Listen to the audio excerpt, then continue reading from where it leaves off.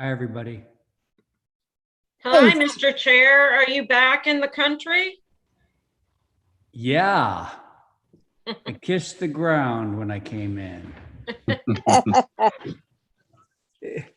Getting between countries these days is not an easy task, as I discovered. Even Canada, or especially Canada. Yeah, especially Canada. They're doing weird things about getting in. Yeah, Mr. Chair, we're live. right. Thank you. So I was just looking through the list here. And at the moment, I have Diane, of course, I have Val, I have Stephen, and myself. I know that Abby is not going to be with us tonight. Oh, Carrie's on. Okay, good. And any word from John? Mr. Chair, John was in the office picking up an amended agenda, and it seemed as though he would be here and available tonight. Okay. Well, And Jesse Dutra is in the waiting room getting let in now. Jesse is. He is. Okay, very good. Thank you. All right, so I'm going to get this going, and we're live. I think we're ready. Okay. Hello, everyone. As a preliminary matter, this is Ray Pohl, Chairman of the Nantucket Historic District Commission. Permit me to confirm that all members and persons anticipated on the agenda are present and can hear me. So members, when I call your names, if you could just respond in the affirmative, that would be great. Thank you. Diane Coombs. I hear. Very good. Thank you, Diane. Val Oliver. Hi, here. Great. Thanks. Carrie Thornwell. Here. Great. Thank you. Stephen Welch. Here. Great. And Jesse, are you on? Oh, I see you there. Jesse, you're muted, friend. I'm here. Sorry. Okay, Sorry, I have that's all to. right. Very two good. different That's, things. that's fine. Okay, and this, for the record, this is Ray Pohl.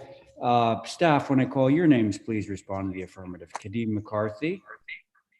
Present. Thank you. And Holly Backus. Present. Very good. Now, one thing I just noticed, it may already be rectified, but somebody I think has maybe YouTube on, and I'm getting a little of my echo, but it seems to be gone. So I think we're okay. All right. Good afternoon. This open meeting of the Nantucket Historic District Commission is being conducted remotely pursuant to Chapter 20 of the Acts of 2021, ensuring Ensuring public access does not ensure public participation unless such participation is required by law. This meeting will not feature public comment. For this meeting, the HDC is convening by video conference via the Zoom app, as posted on the town's website identifying how the public may join. Please note that this meeting is being recorded and that all attendees are participating by video conference.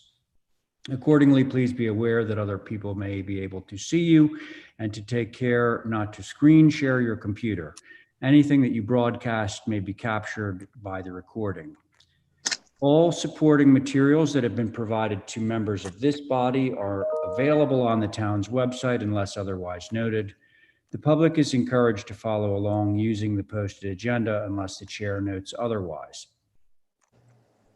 Before we get to the first item on the agenda, please permit me to cover some ground rules for effective and clear conduct of our business and to ensure accurate meeting minutes. The chair will introduce each speaker on the agenda. After they conclude their remarks, the chair will go down the line of members, inviting each by name to provide any comment, questions, or motions. Please hold until your name is called. And further, please remember to mute your phone or computer when you're not speaking. Please remember also to speak clearly and in a way that helps generate accurate minutes. For any response, please wait until the chair yields the floor to you and state your name before speaking. If members wish to engage in a conversation with other members, please do so through the chair, taking care to identify yourself. Where are we? After members have spoken, the chair will afford public comment to those members of the public who have joined the meeting via Zoom. Members of the public who wish to speak must state their names and be acknowledged by and speak through the chair. Finally, each vote taken at tonight's meeting will be done by roll call. Thank you all. I think the first order of Make a business. motion to approve the agenda. Fantastic, thank you. Okay, last time I checked, we will be missing Abby, and at the moment, I believe we're still missing John. Let me just confirm. I don't that. see his pictures. I don't see it. Okay. So we'll be, that means there's 3 regular members on at the moment, and we have 3 associate members on. So we'll be doing like a double rotation. So for that, on Diane's motion, I would have Carrie and Stephen sitting in on the vote. So Diane has made a motion to approve the agenda. On that motion, Val. Aye. Thank you, Carrie. Aye. Thank you, Stephen. Aye. Diane, on your motion, Aye. and I'm in favor, motion carries. Okay, very good.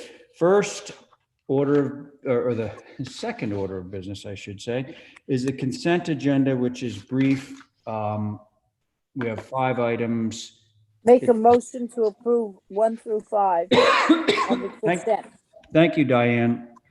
For the record, in the rotation, we'll now have Stephen and Jesse voting on the consent agenda. I don't believe there are any conflicts.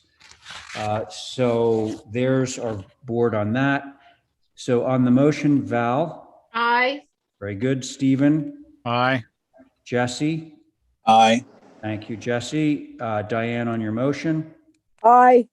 And I'm in favor of that. Motion carries. So that was the consent agenda. Next up, consent with conditions, where we will now move to associate members, Jesse and Carrie. Make a motion to approve consent with conditions. Very 1 good. through 3. Fantastic. Thank you so much. On the motion, Val. Aye. Very good. Carrie. Aye. Great. Jesse. Aye. Thank you. And Diane, on your motion. Aye. Super. And I'm in favor. So the motion carries. Great. Okay. New business. We are now on to 2 items of new business. The rotation now will be Carrie and Stephen. Andrew, are you on? I am on. Great. Okay. So this application was actually heard at last week's meeting, and I don't recall exactly the board members that were on it. Thank you and for it was- reminding me. Thank you for Yeah. reminding me. So this is actually has an established board, correct, Andrew? Well, well, it was close to getting approved, so I kind of liked that board. But no, okay, so correct me if I'm wrong, but that was at the end of the meeting, and didn't I have to leap off before the end? yes, you were not there. You were not there. Okay, so I'm going to need some help from a few people on this. But I might not have a quorum. Yeah, maybe not. Let's I see. was on it. I was on it. It was Okay, Val. Val, okay. I'm looking up who was on it. That's great. It Thank was you, Val. definitely Val, Carrie, and Diane. Yeah. Well, And I you got- think it was Abby and John. I'm pretty sure that's who it was. So Okay. I guess I could proceed with the 3-person board. Well, you and hope- could do that, or you could also, I don't want to needlessly complicate things, but if Stephen and or Jesse was there and listening in, they could be considered as alternates. Well, I think I only need 2 out of the 3. And Diane said she loved the project. And Oh, I think Carrie loved it. And I think Val was pretty keen on it too. So all right. I- Well, listen, okay, if we have the 3-person board and you're okay going forward with that, I'm going to turn the mic over to Diane, who would be chairing this, okay? But there are no minutes from Thursday. Was it Thursday? Okay. it was Thursday, Val. Yeah. While you were away, Andrew said that he was certain that Diane was on it, that you were on it, and that Carrie was on it. So the 3 of you are here now. Okay. Correct. We Right. believe John was on it, and Abby and Abby. both of whom are absent. So he is okay moving forward with the 3-person board. I think at this point, I'd like to step back and let Diane chair this. Does that sound copacetic with everyone? Okay, Yeah? Okay. Yep. I'll mute and you guys go for it. Thanks. all right. So Andrew- if you all, yeah, so if you recall our discussion for the main house, I was here, although generally you all were pretty much liked the house, but you wanted to just go take a viewing with some ridge poles. The ridge poles were in fact installed. There were 3 installed along the primary line of the main house with flags, as we discussed. I don't know if you all went out and took a viewing or not, but you can only see the tip of one of the flags, the tip of it, which would be the ridge, the roof of part of the house from, I'm trying to think what road it is, unless anybody else went out there and saw it. You have virtually no visibility other than some peaks of the roof. That's it. Can I interrupt here really quick because I just pulled those minutes up? Yep. Okay, you had Abby, Johnny, Diane, Val, Carrie, and Stephen was an alternate. Okay, that's what we're Okay. working with now, Terry. Yeah, you didn't have Stephen, so you actually have a four-member board. Oh, all right. So Very just to good. let you know, Stephen can sit on it. Okay, thank you. Thank you. Thank you. So, thanks, Terry. Anyway, Andrew, finish up what you're going to say about the main house. Do you have anything else? Sure. I mean, I really, again, you all felt pretty keen on the house. The only location that you could, when you drive down Shakamo Road, you cannot see any of the ridge poles. If you drive down Rabbit Run Road, you could just barely see the peak of one of the ridge poles looking towards the northeast. If you're all familiar with the way the roads work out there. So I generally, I feel great about this house. I think I don't have any more comments other than that. I'm hoping that the main house, one, due to lack of visibility, is fine, but you all seem to be generally okay with it as well. So All right, that's all I'll add. thank you. Val, do you want to begin? No. Right. I think Uh-oh. so. Uh-oh, Val. No, I'm just looking at the drawings on my computer now, so All right. just give me a few minutes. Yeah, Carrie, how about you?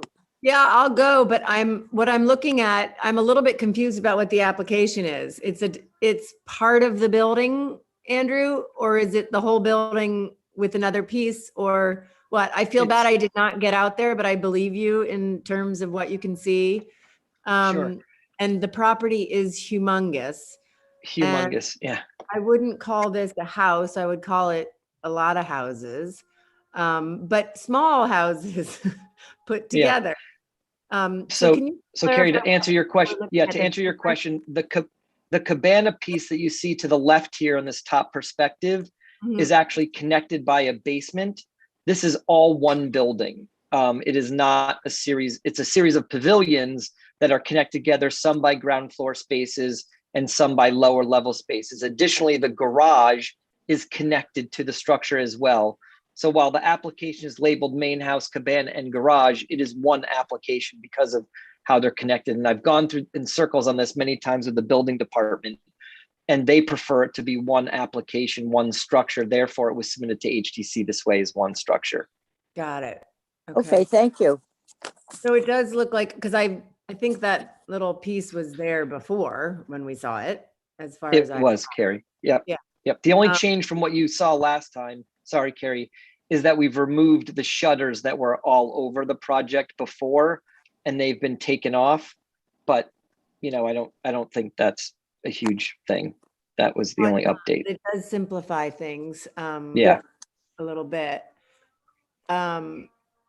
But I feel like if this is not visible, it is a lot of small masses conjoined or co-joined or joined, whatever the words are.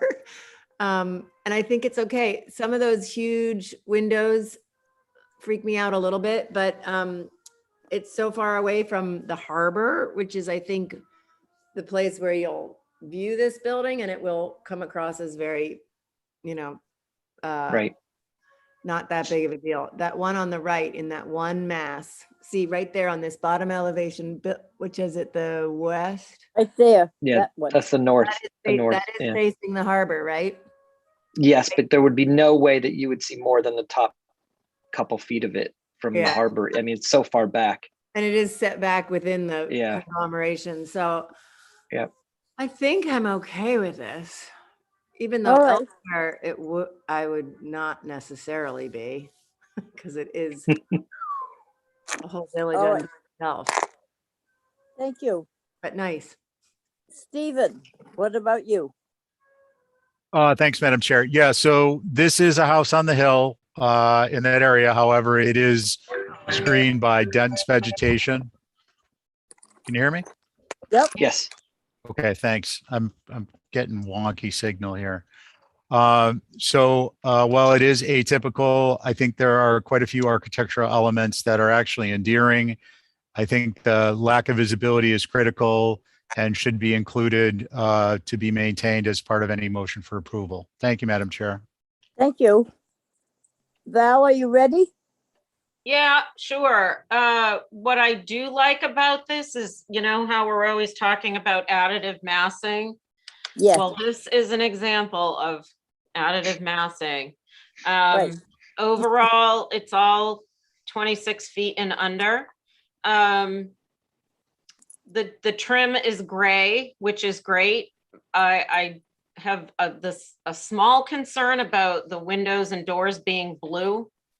If those could be maybe another color that might blend into the landscape better, that would assuage any reservations I have, but it's nicely done, Andrew. Thank you. Thank you. Andrew, as I said before in a quick burst out, that I love it. I would like the way it goes, and I know the area very well.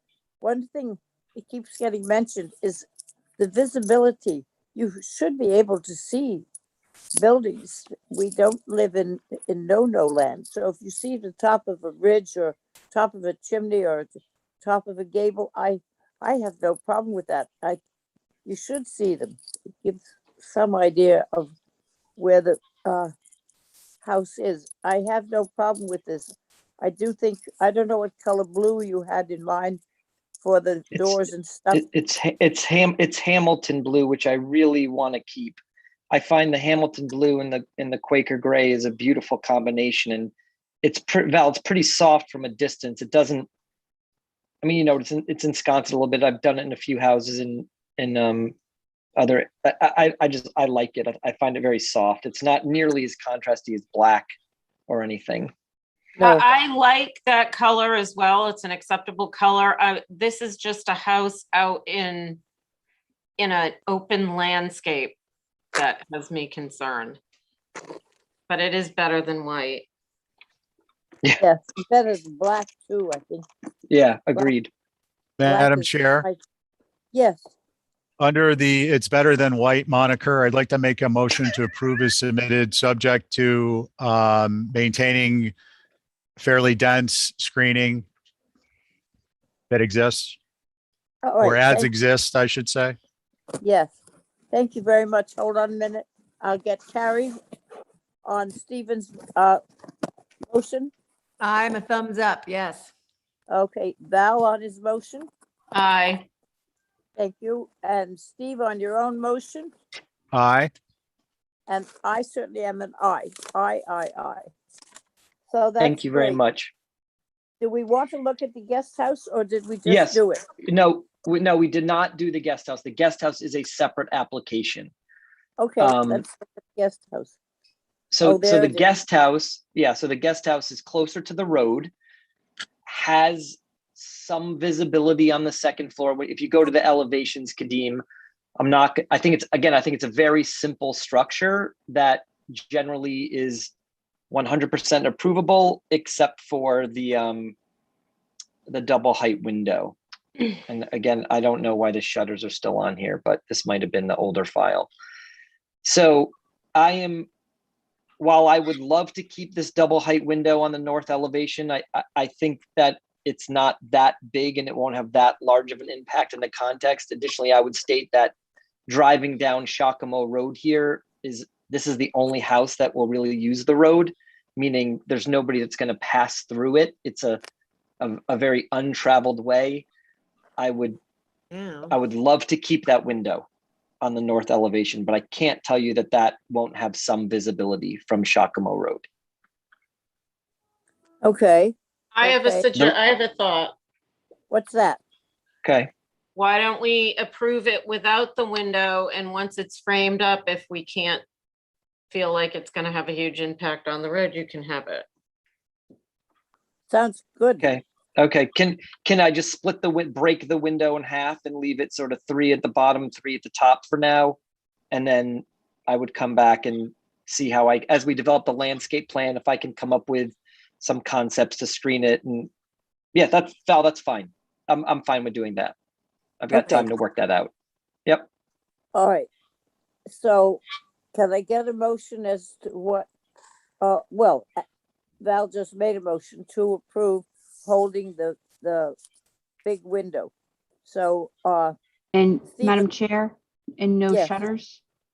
And no shut- shutters. Thank you, Holly. Andrew, for the record, we received these plans here on September 15th, so just for your knowledge. Yeah, sorry. It's okay. Just wanna let So you know. Stephen, would you add no shutters to your motion? I think Val made it, but I kind of like Adam. the shutters, but I'll go with it. Okay, so Val's made a motion to approve without the big window and without the shutters. So, Carrie on that motion, Aye. alrighty, and Stephen on the motion. Aye.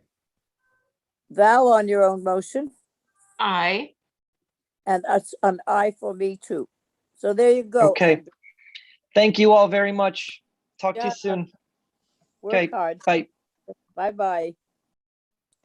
So now turning over to Yeah. Ray. Okay, so thank you very much, Diane. Brooke, are you on? I am. Okay, so I'm sure it hasn't escaped your notice that you are now missing 2 of your members, those members being Abby and John. Yep. And And I- unfortunately, you don't have any alternates on Ray, this. it's Steven. Can you tell me who, I'm with Brooke on this. Can you tell me who is on it? Yeah, sure, of course. The members that you have sitting on this application at the moment are Diane, Jesse, and myself. And So- given the way things have been going, I think Abby and John sort of negate each other. So I think I don't mean by that, but I'll accept it. I think I'll roll the dice with 3. Okay, fair enough. Okay, so with that, then, you want to tell us where we are? Yes. So let's see. May I share screen? Right. Yes, you may. Oh, yeah, feel free. Excuse me.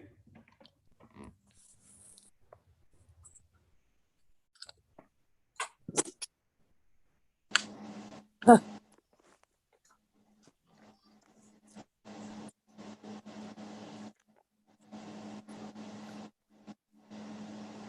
right. Hang on a second. I'm having issues here.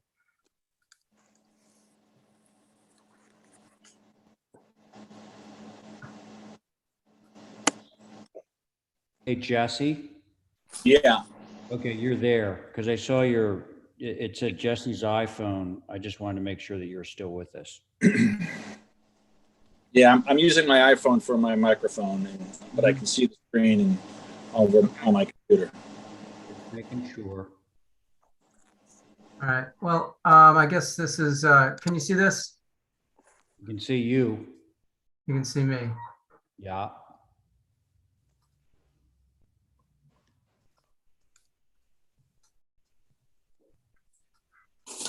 Can you see that?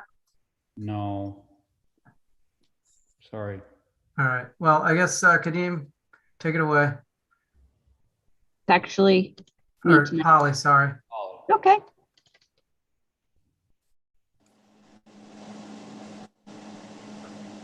All right, so this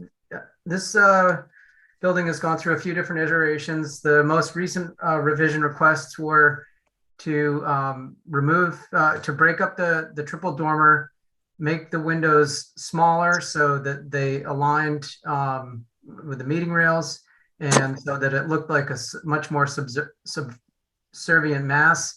And then on the far right, that mass is now stepped back from the face, so it telescopes away from the front.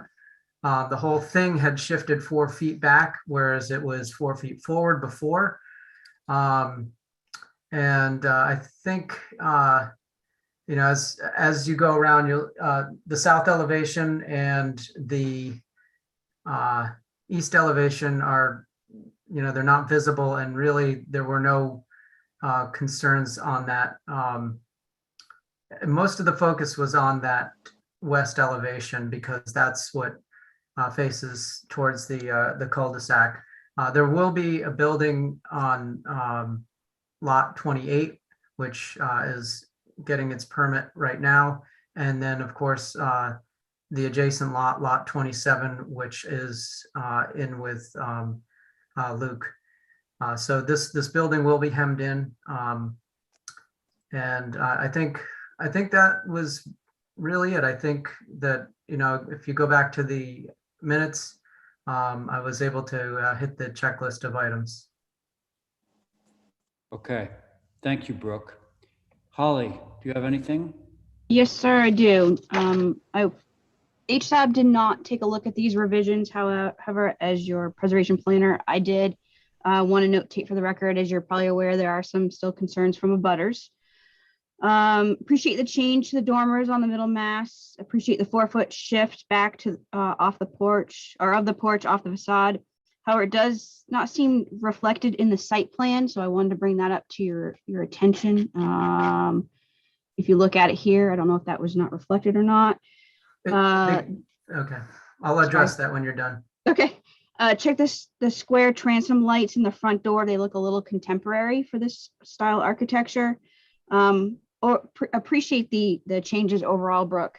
I would, if the commission agreed, recommend a little more drop of that middle mass, but otherwise, those are my comments, Mr. Chair. Thank you. Okay, thank you, Holly. Stephen, did you want to add anything before I turn it over to the neighbors?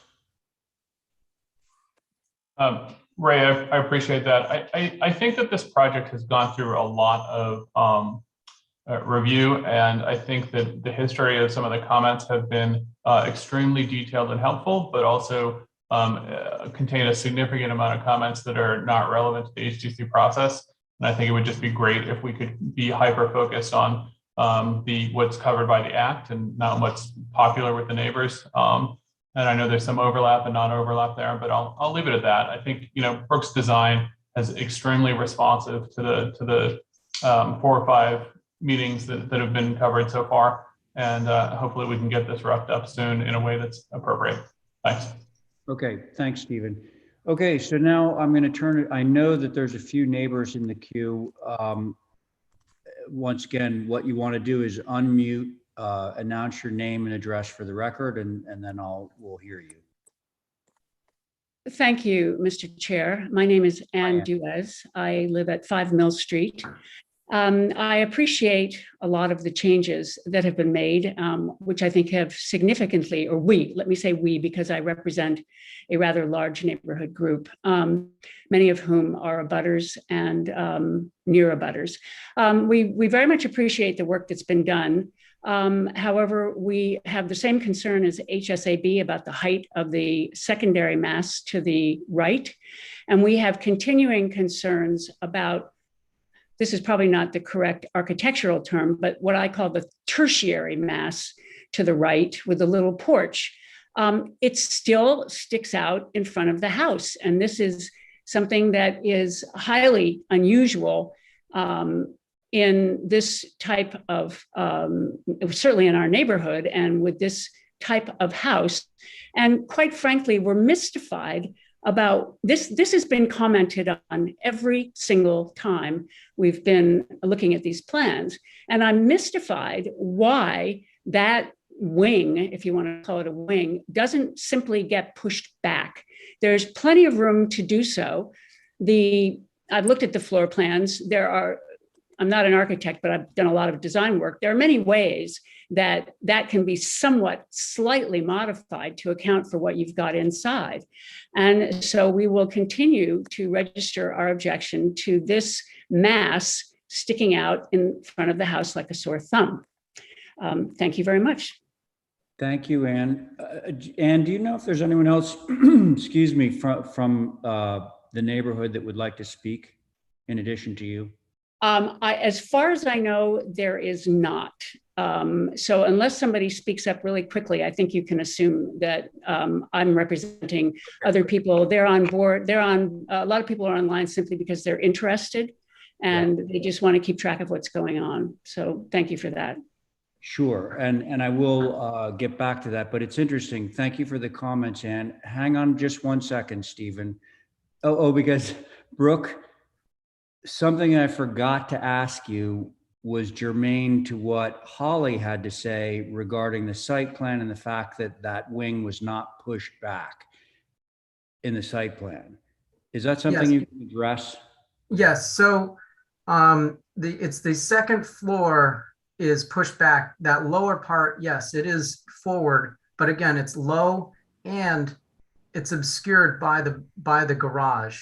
So you'll catch it at an acute angle, but it's not a straight on shot. Okay, so the long and short of all that is that yes, the rebate, the 4 feet that you push it further back, is reflected on the site plan. It is that, yes, it was mostly the second floor that was forward. I think that was creating the visual issues, but okay, all right, good to know. Thank you. And Stephen, did you have something to add to that? Yeah, just that, I appreciate Anne's design comment about the location, but I think that what's important to keep in mind about this particular location is it's sort of the intersection of what used to be, the formality of town, but also where it was a little more rural and a little less wealthy. And I think that resulted in designs of additive massing that give you these kind of quirky pieces, and that you would find in this area a lot less exact matchy lineup of 3 bays and 2 bays and everything lining up the way you would in town. And I think that this kind of quirkiness of having it be a little bit off is actually more typical in this area than you would find. You wouldn't find it in town, but you would find it in this area where it's an intersection of that history. Thank you. Okay, thanks, Stephen. Okay, so I'm going to allow another minute or 30 seconds or so if anyone else would like from the neighborhood would like to speak on this application before I turn it over to the board members. Okay, so hearing none, I am now going to turn it over to the board. Once again, for the record, the board is myself, Diane, and Jesse. Anyone care to begin? Oh, Diane, was that a no? no, well, I'll begin. I'm not sure. What I think is, I do think that the center part should be shorter. This is an area that's been brought up, and it's part of what we're supposed to consider is that the surrounding area has old Quaker houses for the primary amount of houses. I appreciate what has been done, but I would like to see that drop between the two is just 2 feet 7 inches. I would like it to come down because the next drop down is 2 feet 7 inches, which seems sort of precise for an addition to an old house, which is what he's trying to say. So that's what I have, because I think the facade, if you see it from a distance, is it going to look like all one, or you're going to see the drop back of the middle one and the front one of the very right? It's hard to see it on the site plan, because what the site plan that I am seeing at the moment is just red to show where what the piece of property is. And I think on that you can see it's dropped back, but the right piece is in front. Basically, it's in front of the front facade, and that's very rarely done in older buildings.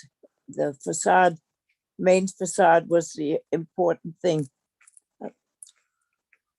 And so that's my comments. Okay, thank you, Diane. And if you have anything else to say, I'll certainly hear it. Jesse, are you ready? Yeah. Okay. I think that second mass is right where it needs to be, honestly.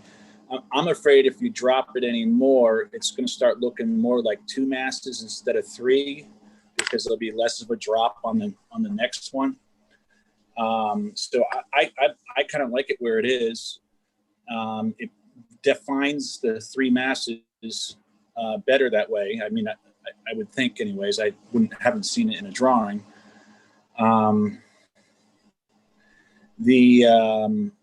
That third mass with the forward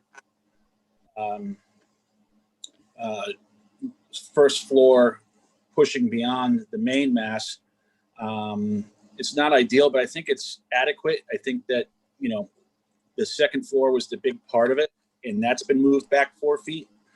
And I'm okay with it, especially with the garage in front of it. And one small thing, is there a missing rake board on the left of that third mass? No, but that's actually something that you mean as seen from the west, Jesse? Yeah. That's actually something I'm going to speak to. But the reason that it looks the way it does is because the secondary mass is actually in front of the tertiary mass. So the rake is sort of getting buried into the side of the secondary mass. Got it. Makes sense. And I'm okay with the transom light over the door. I feel like that gives it a in-town feel. And those are my comments. Okay, thanks, Jesse. So actually, the only thing that really troubles me is a result of pushing this back, Brooke. And it is, if I look at the last submission, I'm seeing, of course, the left-hand mass, the main mass, that's fine. I'm seeing the secondary mass. And then I'm seeing that lower tertiary mass is slightly proud of the secondary mass, so that I get to see the entire gable. When you push it back, the secondary eave kind of chopped off the side of the gable, if you know what I'm saying. So that was unfortunate, because the look of this from the west, the previous one, I think is better. This is going to be a slightly confused little corner there. Not that anybody's going to see that, but it just seems confusing to me. Is there any way to remedy that? Ray, I'm here. Oh, okay, John. Oh gosh. John, you were on this, but I think that you came in halfway through, so I'm going to stick with the board the way it is. Right. Okay. So, Brooke, you see what I'm talking about? And so given all the sort of the general comments, the three members that are sitting on this at the moment, do you have any solutions for us? Well, I think that so that intermediate roof is acting as a cricket, obviously, and the one thing I could do, which I'm a little reluctant to do, is to create a small horizontal piece of fascia there so that it ties it to the, so that it's obviously,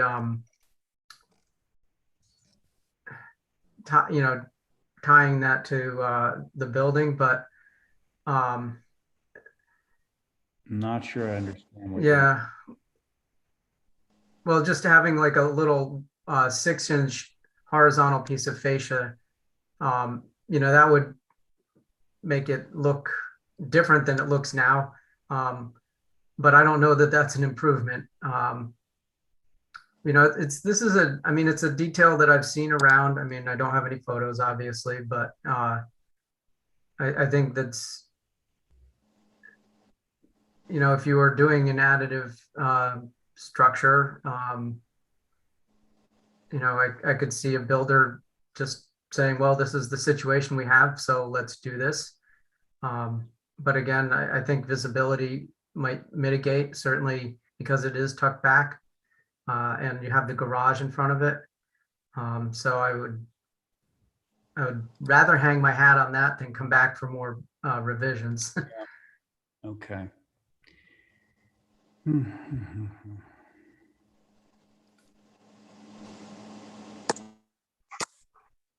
Well, I appreciate the fact that you've pushed that whole wing back.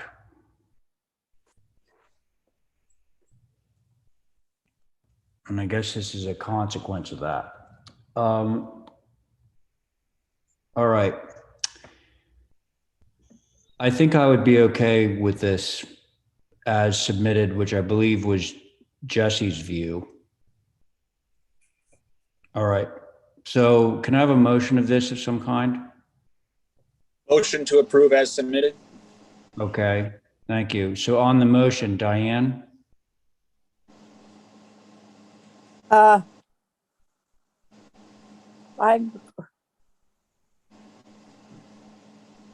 guess I'll say yes. I don't want to say yes, but You're allowed to vote however you want, Diane. well, both sides of me are going to. So, what are the colors? I think we've got subdued. Well, we'll see, but hang on a second. There you go. You got a subdued white. Yes, we can. We can change that. Well, actually, that would go miles for me. Honestly, that would okay. be. Can we do like a Quaker gray and the Hamilton blue? I don't know if that's where you're going, Diane, but I certainly would get behind that.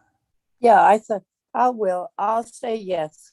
Okay, so let's just make this official. So Jesse?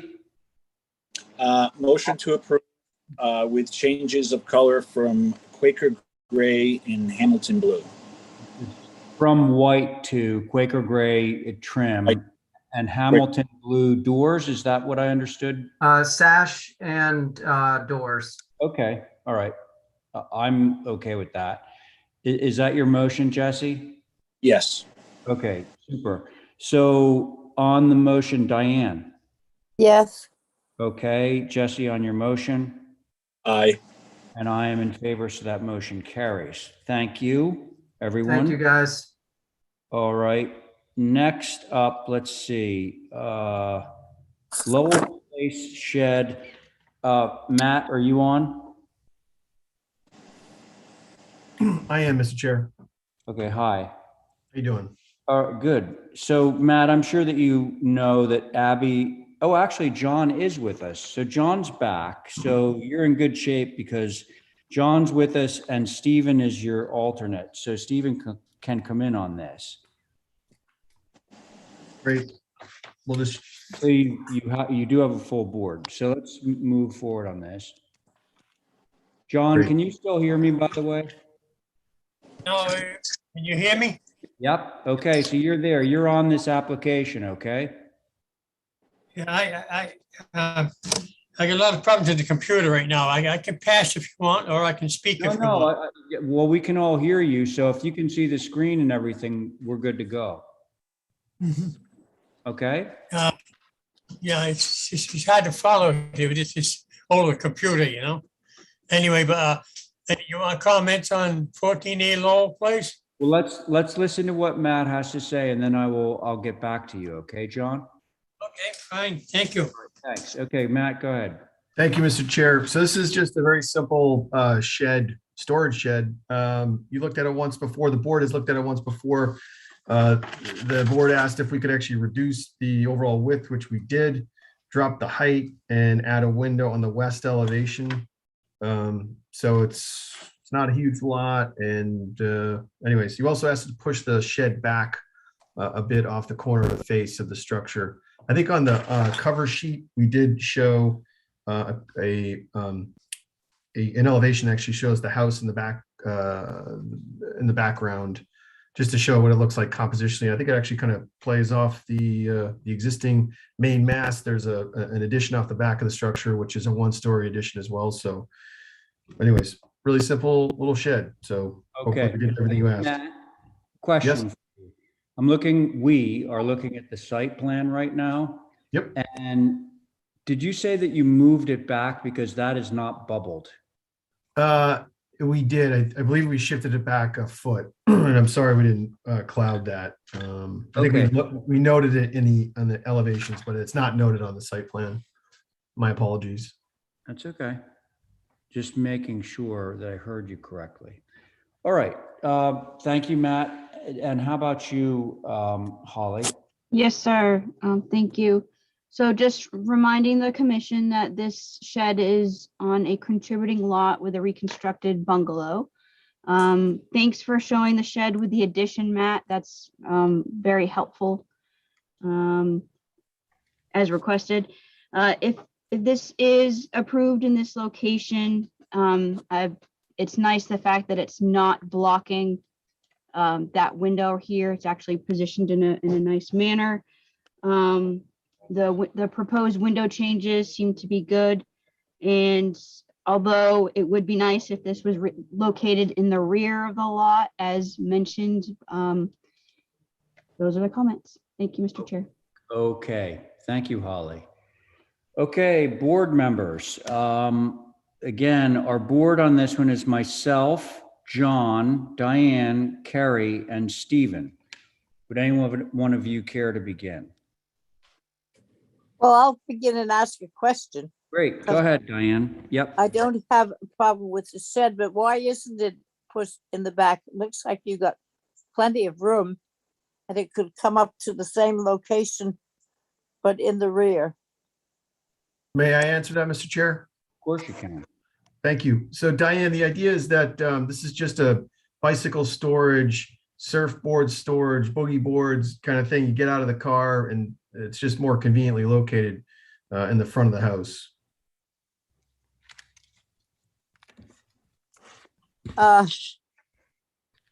Well, we usually try and keep sheds away from the front of the house.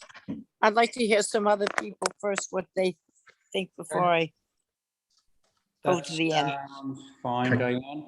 Let's Kite see. surfs too. Kite surfing gear too. Oh, okay. Usually they should be able to walk. Go in the front because you can't put kite surfing stuff in the back. Everybody knows that. It's very cumbersome. Very cumbersome. Okay, thank you. Carrie, are you ready? I am, and I agree with Diane. I think it's a big bummer that it's in the front, and it's not because of the shed, but it's because of the site, and it just seems crammed in on this little site. And I think if it were half the size, it would be a heck of a lot better. I really just feel like it just seems incongruous where it is. Why not do an addition to the house? That's my thought. Yeah. Yeah. Okay, thank you, Carrie. Stephen? Thanks, Mr. Chair. So I don't know, was John going to go first or did you want me to go? I didn't hear from John. I certainly am going to get his opinion, but do you want him to go first? my only comment Oh, go ahead, John. Yep. on this is that he wants the, in the rear, he wants the, what do you call it? The stuff that makes electricity. Generator. Solar, He solar. wants- Yeah, and if it can be seen from the street behind him, okay, then it's within the HTC area, the old area. It's, but I'm just saying, has anybody gone up there to view it from that back street? John, I think maybe perhaps the generator has gone. It was in the earlier submission, wasn't it, Matthew? Yeah, we do have an equipment pad. We still wanted to actually hide it between the house and this shed, but I think John brings up a good point. This is the last structure at the end of the street, and it's kind of tucked. I think the visibility is pretty minimal. I do think that they're still planning to put some equipment between this structure and the house. So. Okay. All right. Okay, John. So do you have any other comments? I have nothing wrong with the size of the sail. You have nothing wrong with what? The size of the shed that he has here, whatever it is, a garage or a shed, whatever it is. It is a shed, yes. Okay. Thank you, John. Stephen?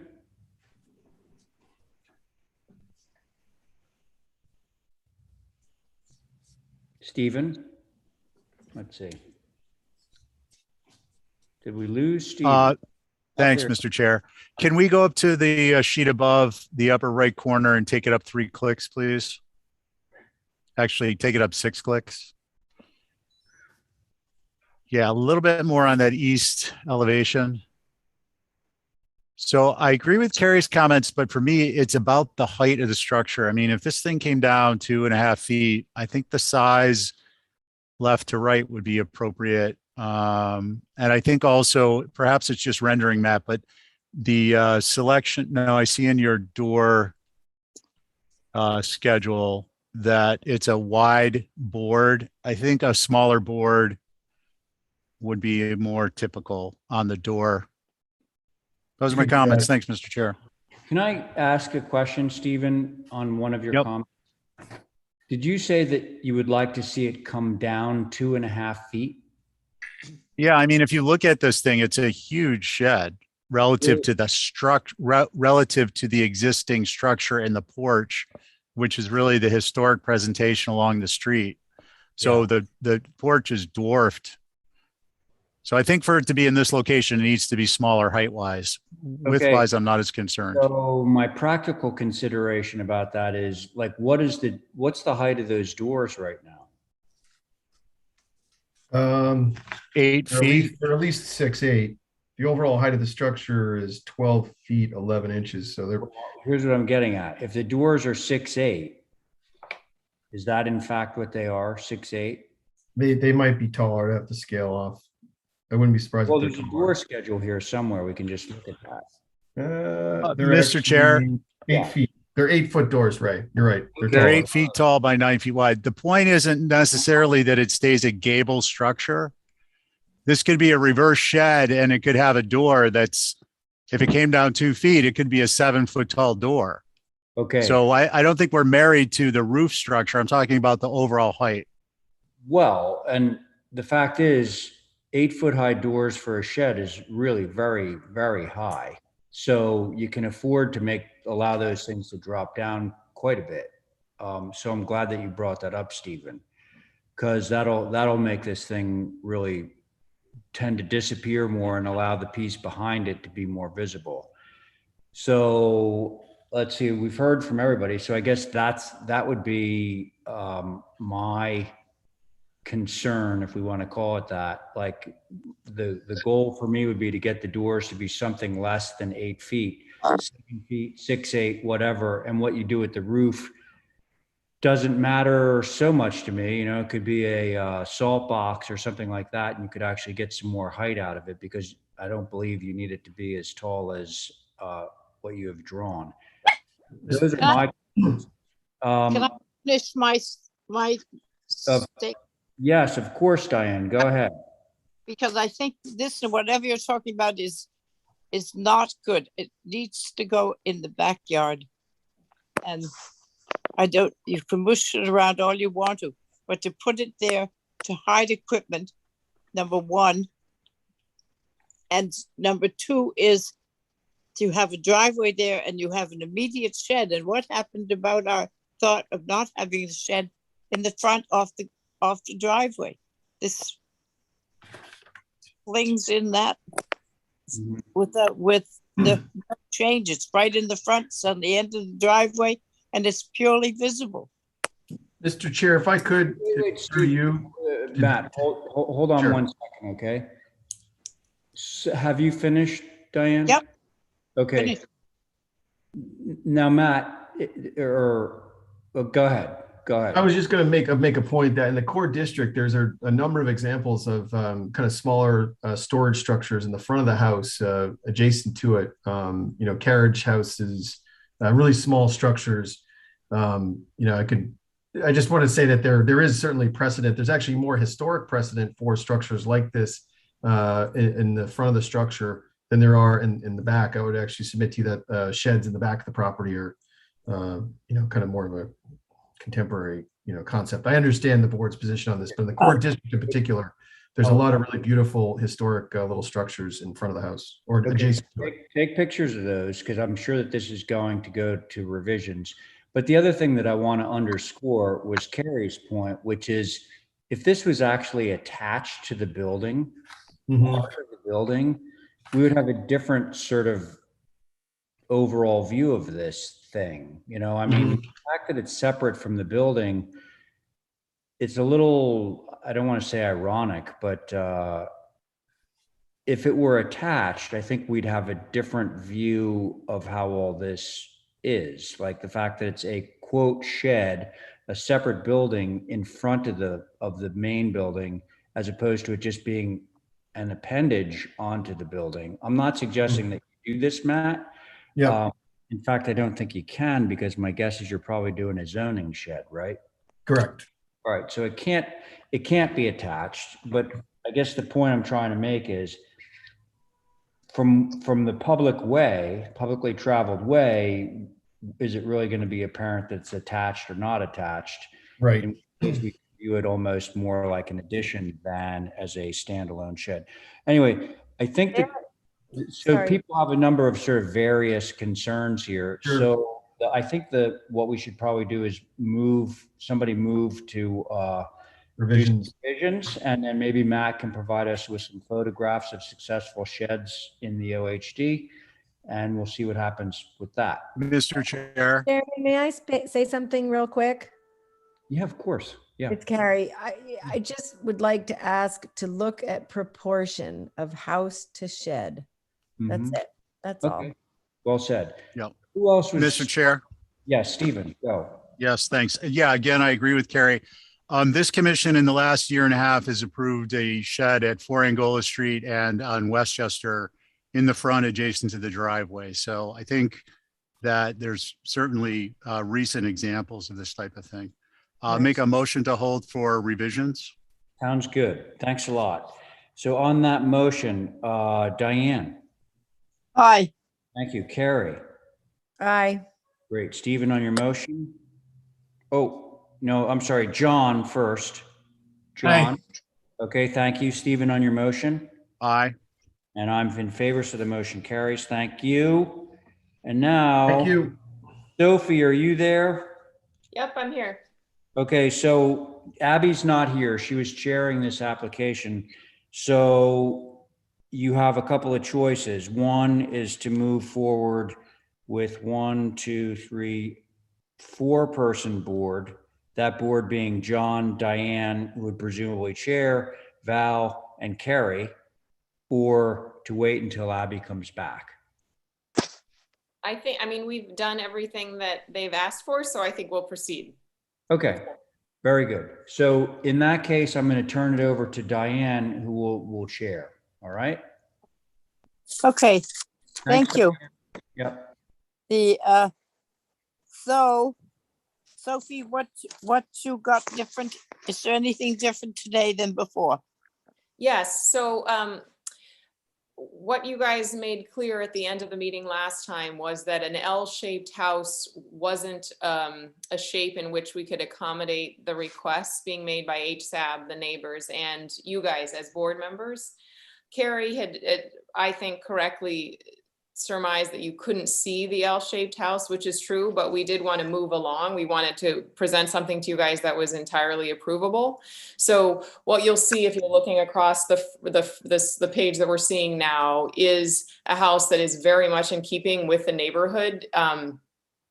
It's a classic 4-bay, and in terms of the HSAB comments, yeah, it's a classic 4-bay with an off-center door. There's corner boards now. No French, double doors are seen.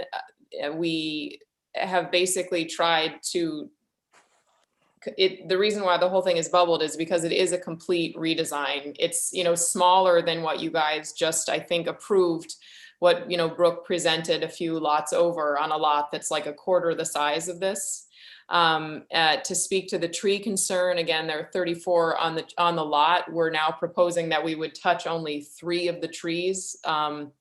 We pulled it south, we pulled it back. We feel like it's entirely approvable at this point. We've spoken to all of your concerns, so I'll leave it at that. Thank you, Sophie. All right, let's start with Madam Chair. Oh, yes. Sorry, Holly.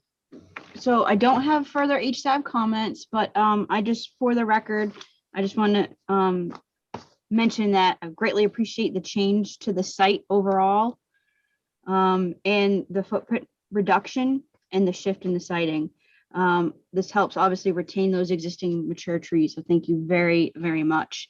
My only criticism on the the facade would be the dormer that's proposed in that side mass. It seems a little bit out of place for this type of architecture, but other than that, those are my comments. I do also want to note for the record that you're probably aware that there's still some abutters concerns, and I think they're here in the meeting. Thank you, Madam Chair. Thank you, thank you. Have we got any abutters who would like to speak? Chairman Coombs, this is Joan Taylor, and I would like to speak on behalf of myself and the abutters. Yes, certainly. Please begin. Okay, I live at 16 Mill Street, and my husband, Bill Wilmot, is also, I know, watching. So both of us are here. First of all, I'd like to thank Sophie and Jay Hanley for the redesign. I think for the first time, we have something that is workable, but we still have some significant concerns that we would like to address, that mostly that HDC has mentioned in the meetings.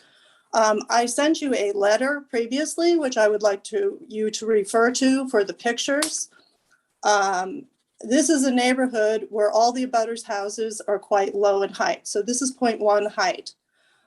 My house, which is 16 Mill Street and backs up to this property, the highest part of it, or roof, is 20 feet 8 inches. You have the Woodman's house, who is, it's a 1.5 story Quaker house. That's 26 Prospect. You also have 34 Prospect, which is the Mueller home. It is now 11 North Mill Street.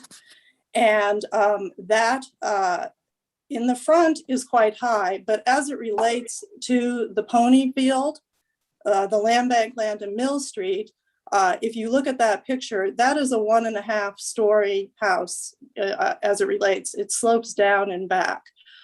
You also have the Little House, which also mainly is low roofs. So in every meeting previously, height poles have been mentioned as a way of looking at the height of this structure and how it's going to impact the view from the very high visibility from Mill Street, the Eleanor Ham Pony Park, and the land bank land. And we very respectfully asked the HDC to take that extra step and use those height poles to just understand this is going to sit 10 to 12 feet up from the land bank land. And the high trees are going to mitigate the height to some extent, but we just think it's important that it not be too looming and overwhelming. So that's number one, height. And thank you for listening to that. Number two, visibility. The truth of the matter is that what's being called the front of this house really does not have much visibility whatsoever. It really faces the 34 Prospect 11 North Mill Street house. The highly visible area is that north facade. It's visible from the pony field. It's visible from the public lands, the land bank land, which was a public-private enterprise to preserve that for the neighborhood, for all of Nantucket, and from Mill Street. So we leave it up to HDC to make sure that they're comfortable. You guys are the experts with how that looks. It is less traditional than the south facade, which will not be seen. And we totally leave that up to your expertise and appreciate all the work you do in that regard. The final thing I want to talk about is grade and property damage and damaging a tree, which is near and dear to both the view from Mill Street and also to our property. When this property went on the market, my husband and I paid to have landscape surveying done to purchase lot 32, which contains the largest tree in the area, very viewable from Mill Street, sets up green canopy that is seen from all around. And it was 1,500 square feet that we bought, called lot 32. It does abut our property. It provides a little buffer, but it was to save this tree. We had Bartlett Tree come, trim it up, treat it this winter. They said that the building itself may cause a problem. Now, we're not unreasonable people. We understand that, you know, wind and things like that, we have to be reasonable. But the new siting of this house, and at first I focused on the wing, and it's not the wing or the L, it is the northeast corner. And I've provided in that letter a look at it. That is a steep bank. It drops about 6 feet. And that northeast corner is sited absolutely on the very edge of that bank. There are no plans to mitigate the damage to the bank. And lot 32 is our lot that sits below there. Having run a 200+ acre farm for 30 years of my life, having the water pour off that roof onto that bank, it's going to cause erosion. It's going to cause pooling on my property. The very tree we tried to save, it's going to endanger. And I want to make the point that when this originally happened, I offered to the developer to landscape that area or work together to landscape that area to no avail. And that bank is owned partially by ourselves. And then in the middle, it's owned by the developer. Then it's again owned by us. And then it's owned by the Woodmans. So it skirts the property lines. But I'm also concerned about the damage that it will do during construction to our property. I think the solution is simply to move it back to the extent possible to preserve the current topography, not damage our property, not damage the tree. The reason that is in your purview is because if this tree goes, it will affect issues. The bank is somewhat seen from the pony field or from the land bank land if somebody's on it, clearly. And the other thing is that I have a representative because we will pursue any means, and I'm a veterinarian, above all, do no harm. And I'm hoping this can be resolved via HDC and with Sophie, realizing that this would be a problem.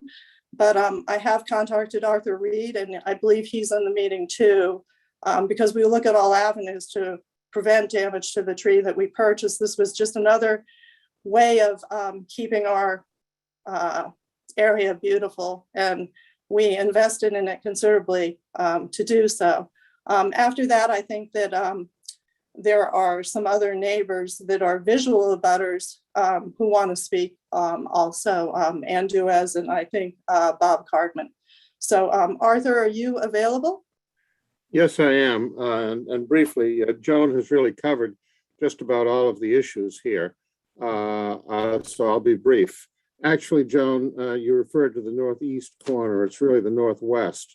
That's the closest to the bank, or perhaps west, not the extreme northwest, but rather, the one that's being pointed out now, which is really right at the edge of the bluff of the bank. And I can see very easily that there could be issues not only with what may happen in the future with runoff, but construction issues. Because when you build a house, you don't, you obviously have to excavate out a certain distance from the foundation, and all of that may have an adverse impact upon the stability of that bank. As Joan indicated, this is an improvement in the design from all standpoints. However, if the house were moved back, it would alleviate that point. Also, the point has been made about the high level of visibility of the structure from Mill Street, which is certainly the case. And the point is that the house will loom up, and there's no way around it because the land is higher and it slopes up behind the bank as well. But if it were moved somewhat back from that bank, even though it's still moving uphill a little bit, the visual impact of the house as viewed from Mill Street and from the land bank and Ponyfield properties would be ameliorated to some extent. The house may not be a terribly high house, but it becomes a very high house when you consider the height of it above Mill Street, which is at a much lower elevation. So there's going to be a high level of visibility there. And I think that a modest amount of movement of the house back on the lot, away from back to the southeast from where it is now, would have a major effect, positive effect upon the end result of this project. That would be about all I would present at this point. Thank you. Thank you, Arthur. Thank you, thank you. Is there anybody else who would like to speak? Yes, this is Jay Hanley. I'm the owner of the property. I'd like to speak briefly if I could, Madam Chair. Yes. Okay, so I've heard, from the start, everything that Joan and the other neighbors have said, and now Arthur. And, we've worked hand in glove with both the neighbors. This is from our point of view, with both the neighbors and with the board and the board members in redesigning this house now a fourth time. And it's taken us 5 months to get to this point. And I want to say that when I first bought the site, I absolutely fell in love with it for its trees and for its height. And, being where we are right now with this structure, putting it further to the south to address one of Joan's points and one of Arthur's points, it doesn't make any sense. If you're very concerned about the 6 foot, it's really about a 5 foot drop off.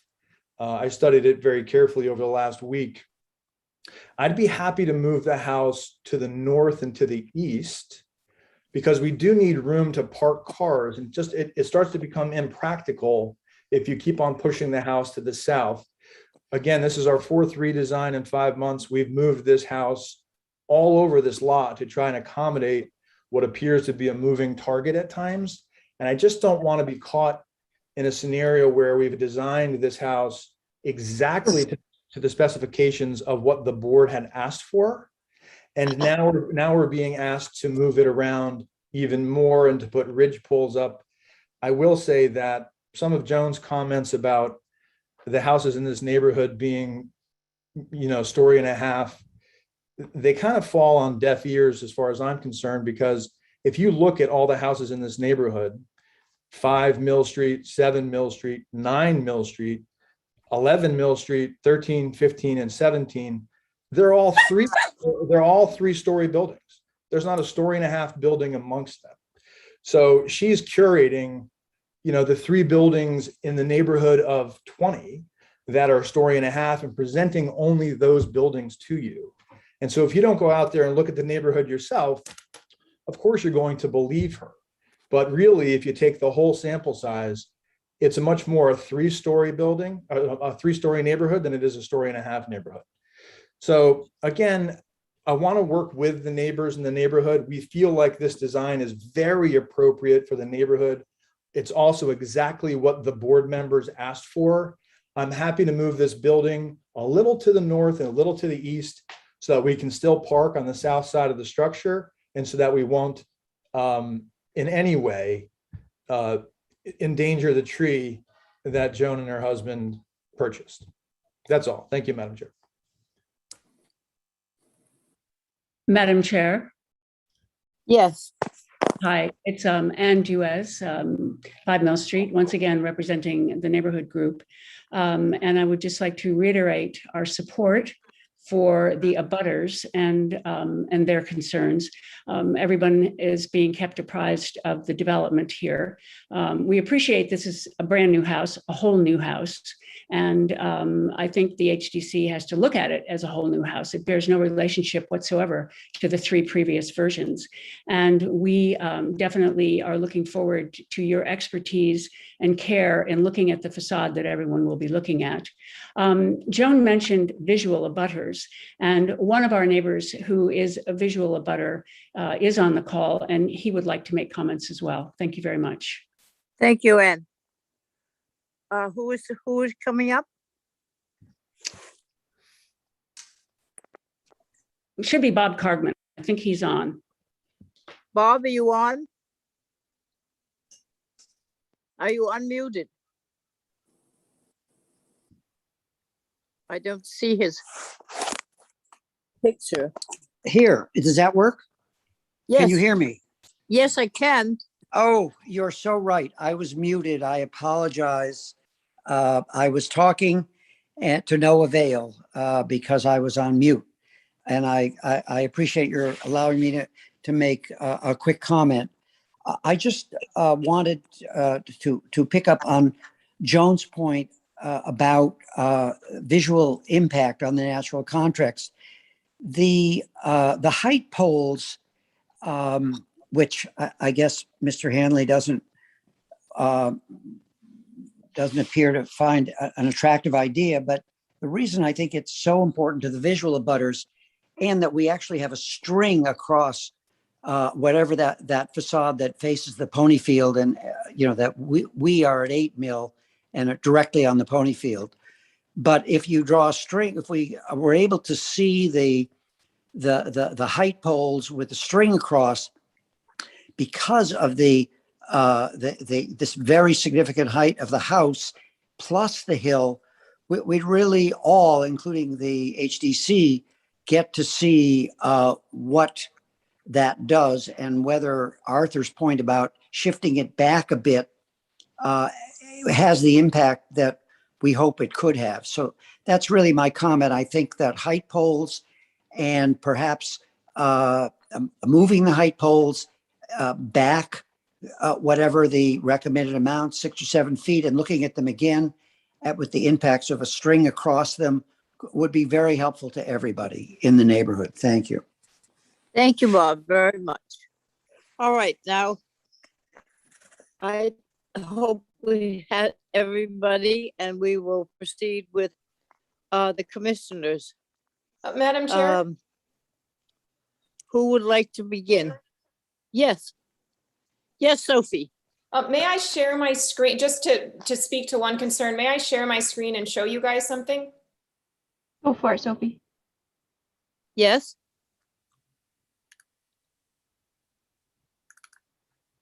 So I wanted to give you guys, Jay had actually taken photographs. Are you able to see what I'm showing you here?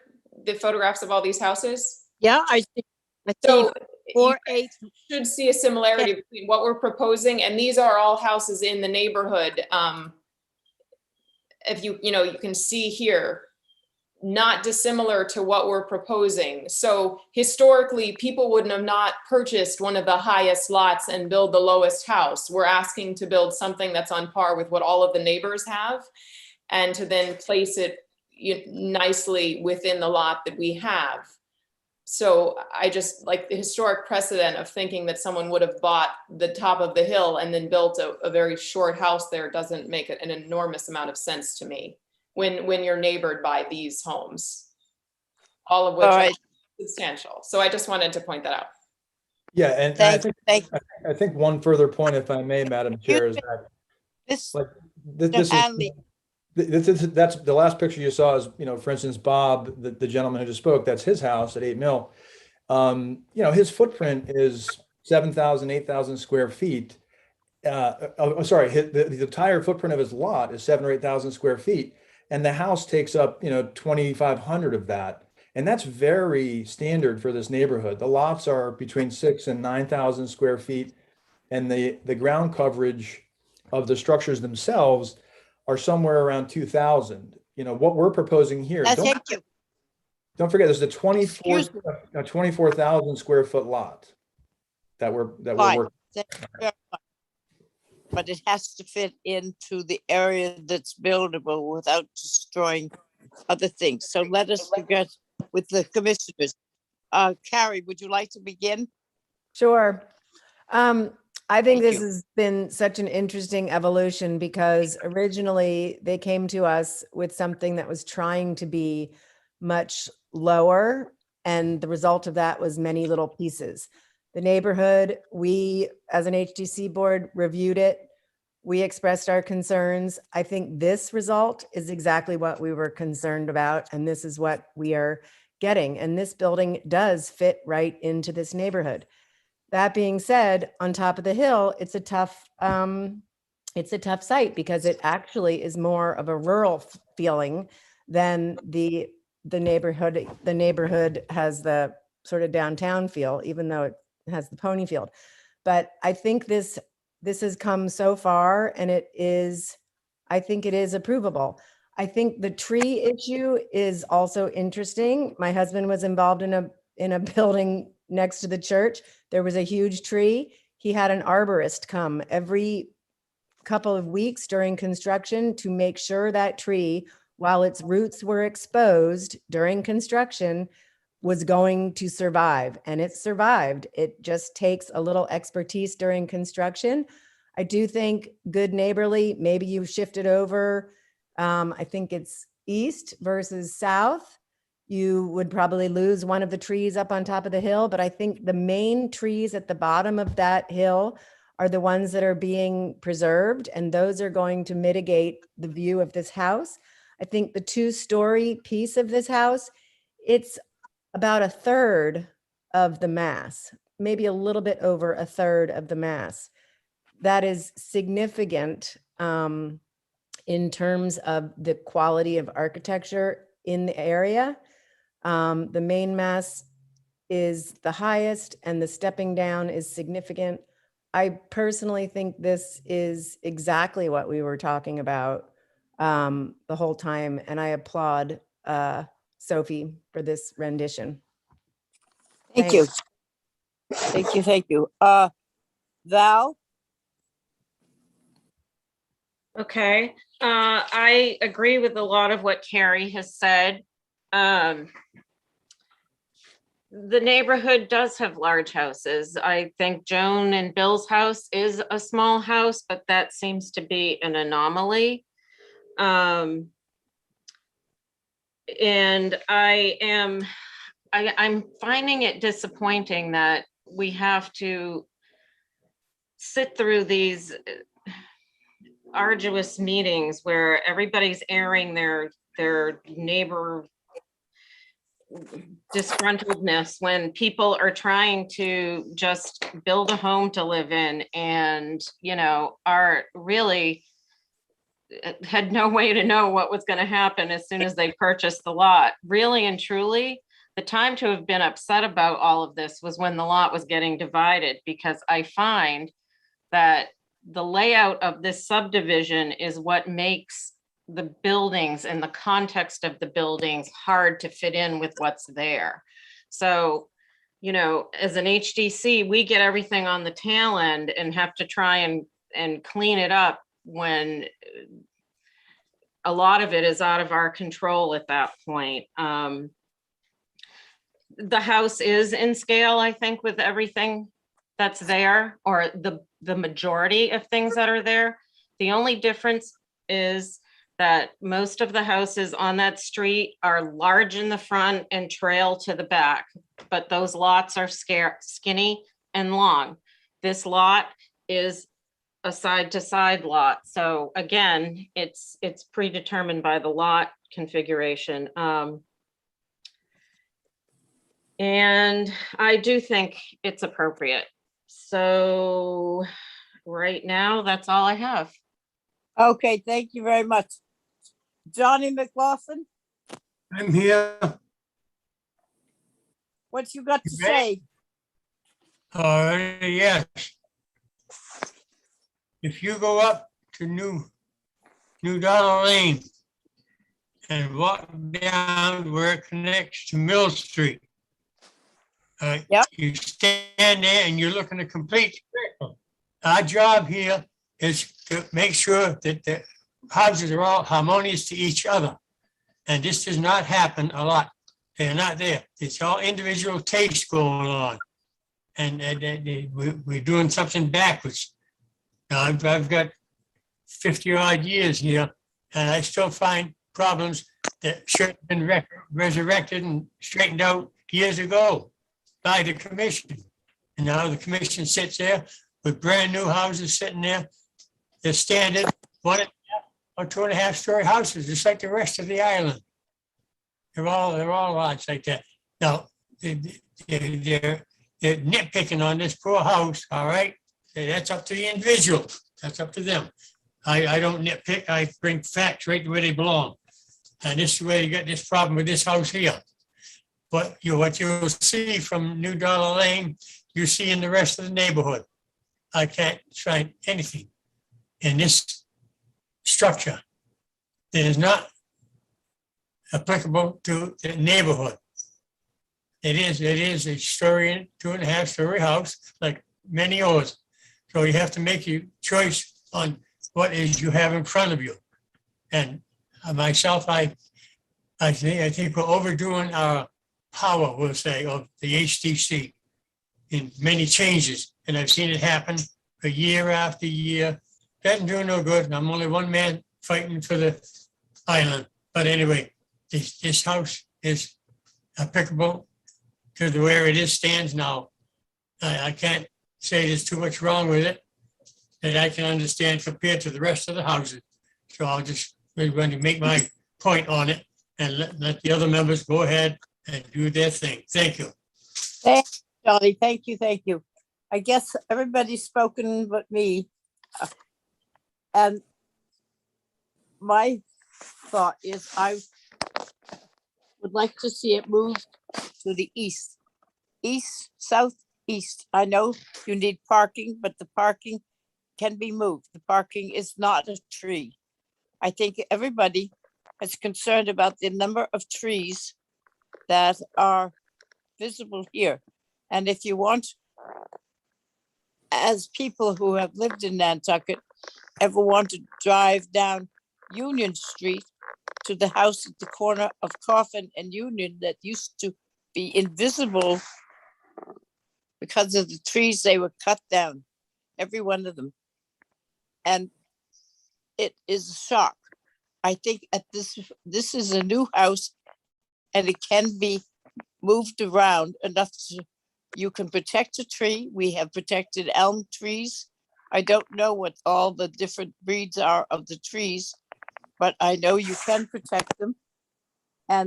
But you need to give them room to breathe. My only major problem is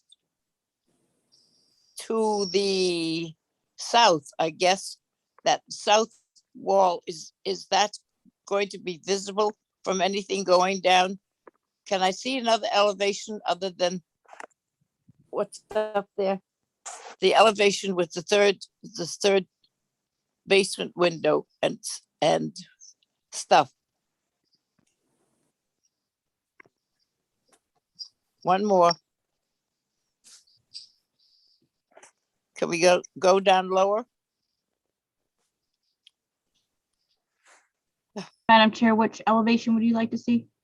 I believe would be the south. It's the one that has the 3 stories and it's cut out coming down the hill. Diane, it no longer does that. Yeah. Oh, all right. Very good. There it is. That's the one that I have a problem with. And also, so do you not have any chimneys on this house anymore? We do not. For some reason, if you are, We're happy to put a faux chimney that's made out of brick on the house, but as of right now, the layout didn't work with a chimney, but we're happy to add it. I would like to see the chimney because it fits in with the other houses around. I think they all have chimneys, and it gives it a little age and doesn't make it look quite so modern. In that, I appreciate the size. I don't know what we're talking about. It looks like 20. The height is what, 28? 28. 28.11 to the tallest. Right.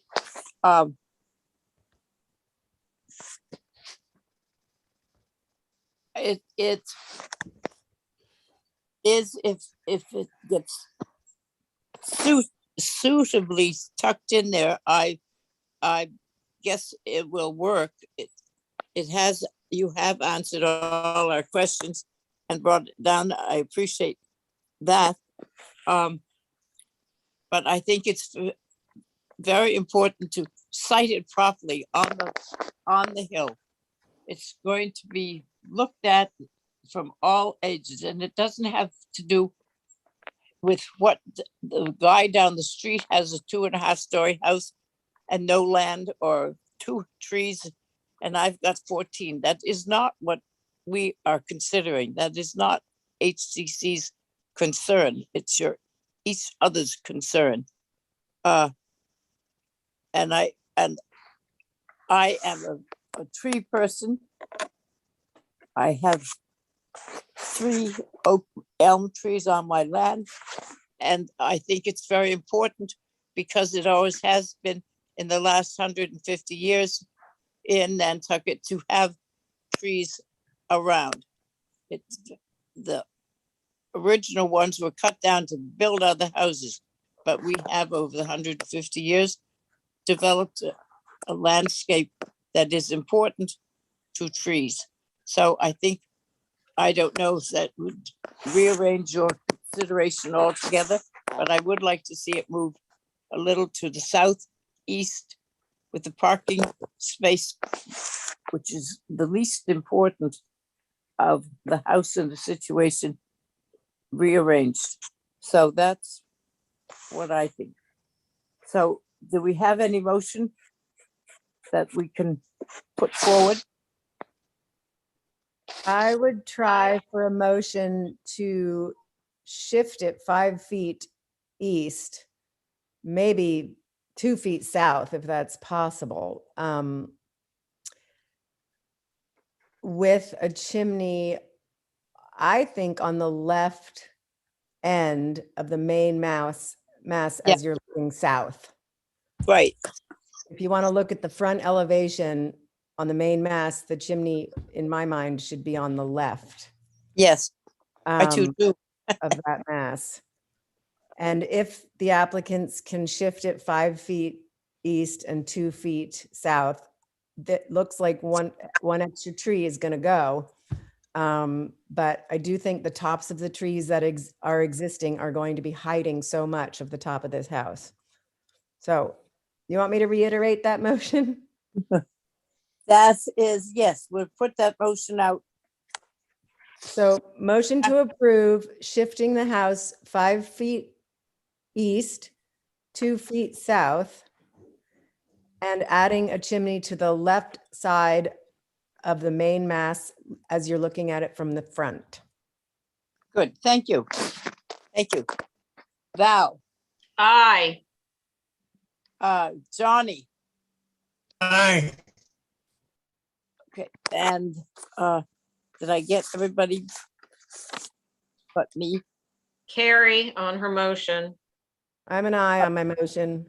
Yeah, you on your motion, and me too. So we'll see what that does. That approves this thing with moving it to the east, southeast, and putting a chimney in, and taking care, talk to an arborist about the trees. They can be saved. Thank you very much. Thank you. Okay. Thank you, Diane. All right, folks, that concludes our old business of September 7th. Now we're on to new business. And John's here, so that means that we're going to be pulling in, because John's here and Abby is not, we're going to be back into a single rotation with our associate members. So I'm going to start with Jesse on this. Do we have somebody here to represent 4 Pond Road? Hello, Tim Holmes with Sunwind. Okay, Tim, thank you. Good evening. Hi. So Jesse's on this for you, okay? Along with the regular board. I have to sit off this. These are my customers. Oh, okay. So let's say Jesse and Carrie. All right. Okay, Tim? Sure. This is a house that's undergoing construction right now. They're remodeling the entire house. I believe they came into you folks a while back for their some changes to their exterior for renovations. This is on the back of the house. It's a new black roof, proposed black panels, not visible from the road or anywhere. Okay.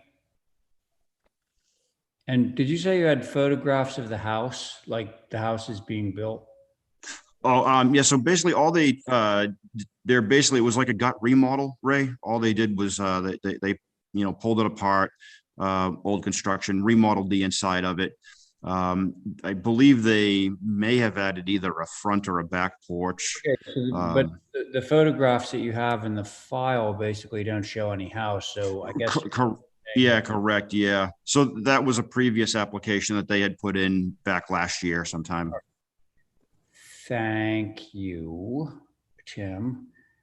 I guess we can start right into this. So the board again is Diane, John, Carrie, and Jesse, and myself. Who would like to start? I'll do it. Thank you, John. You all set? Yep, go ahead. Okay, now this is an application for a rooftop solar, which I agree with. Long as they don't put them in the old historic district areas of Nantucket, Sconset, or Mattocket, where they're visible. If they're visible, then they should not, just understand it, they cannot get them. You got to find an empty spot in your yard so you can't see it from the street or travel away. That's the main thing. And I'm not opposed to you using rooftop solar. It's a coming thing, and we're going to get hung with it with lawsuits if we don't be careful. But I have no objection to this one here coming. I think the visibility of this roof is about anything above the first floor is visible from other travel ways. So I didn't view it. I didn't get a chance. But anyway, that's what I believe in. Solar is better be ready for it. Thank you. Very good. Thank you, John. Carrie, you want anything to say? Yeah, I think this is suitable. It's not facing the front or the road, and it's on a high roof. I think Sounds good. Okay, Jesse? Still with us, Jesse? Let me check. Jesse, you're muted, friend. Sorry. This is totally approvable. Okay, great. Diane? No, I believe it's approvable also.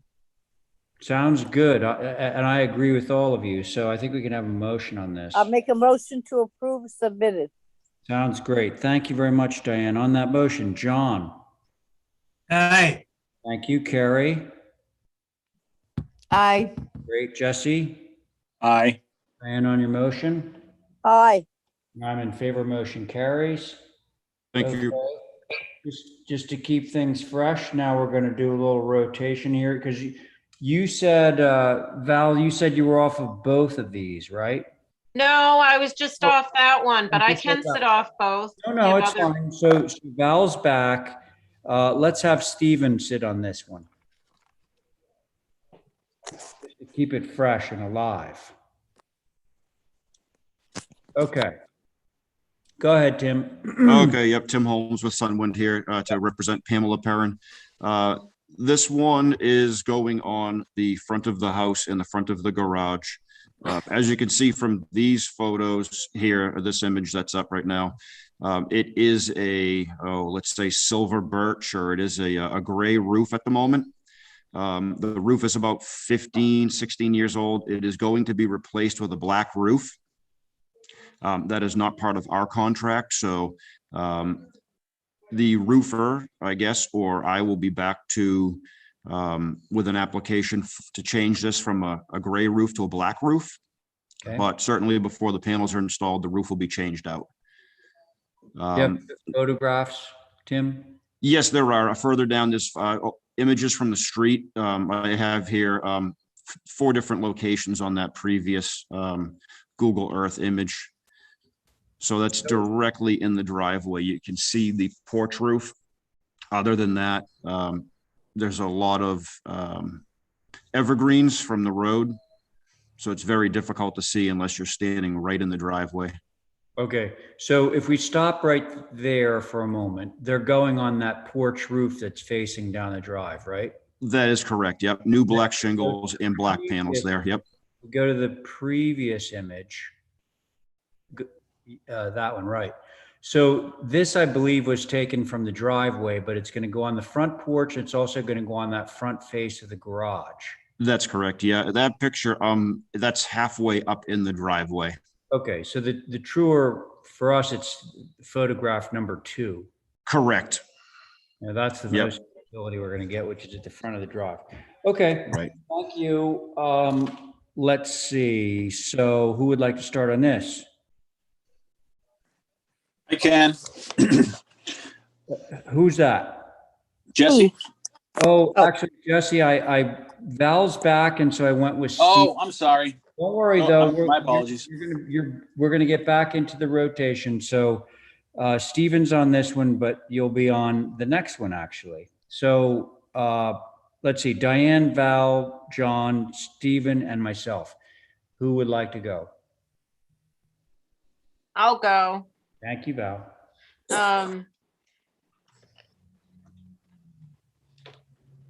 It's the front of the house, and I understand the roof's gonna get redone, so I hope it is gonna get redone. So they blend in better. I think my comment would be to mitigate the impact on the roof that's gonna be seen the most, which I think is the garage. It looks as though there's some kind of planting bed in between where the path is to the house and the driveway. If there could be something planted there to mitigate impact, that would be better. Okay. Thank you, Val. Yeah. Let's see. I'll go. I'll ahead, go. Diane. Yep. Oh, Yep. Diane. oh, all right. I don't know how we can get around. I mean, you could mitigate it and all the rest of it, but then we shouldn't have the rule that says it's not on the front of the house. That's a direct view down Roberts Lane. And the roof isn't changed. They say they're going to change it, but what they're going to do and what's being done is not always questionable. And I could see the garage is covered by the tree, that's fine. But the other is a clear view, flat, low roof or flat-ish low roof that you're going to be looking right at. And I just can't approve that. I don't know why, because we established a certain thing and we're trying to keep to it to make it even for everybody, and it doesn't include solar panels on the front of the house. Okay. So that's what. All right. Thank you, Diane. John. Yes. Go ahead. I thought a lot about these things, these photovoltaic and all that. And as far as visibility, if it's not in the old historic district area, they're going to, something's going to overcome the island for these things. Now, somebody that has we'll say a gray roof, he built a house, he got a gray house. 2 years later, he decides just floated stuff is good to have. So whether it's on a northeast, south, or west, its visibility from a traveled way is the most important thing if you can see it. A lot of it you're not going to be able to see, and you just got to roll with the punches. And this is modern stuff that's coming. And all I'm saying is, if viewings are supposed to be done quite a bit by the members, and I've done about so many of them in my life, but it's just putting black shingles on an older house, strip it down just to get the photovoltaic on there. That's a heck of a expense to put on the homeowner. So just watch where they go. Be careful. That's all I'm saying. We all know what's going on. I speak up, others do. Most of them sure don't. Thank you. Okay, John, thank you. Stephen.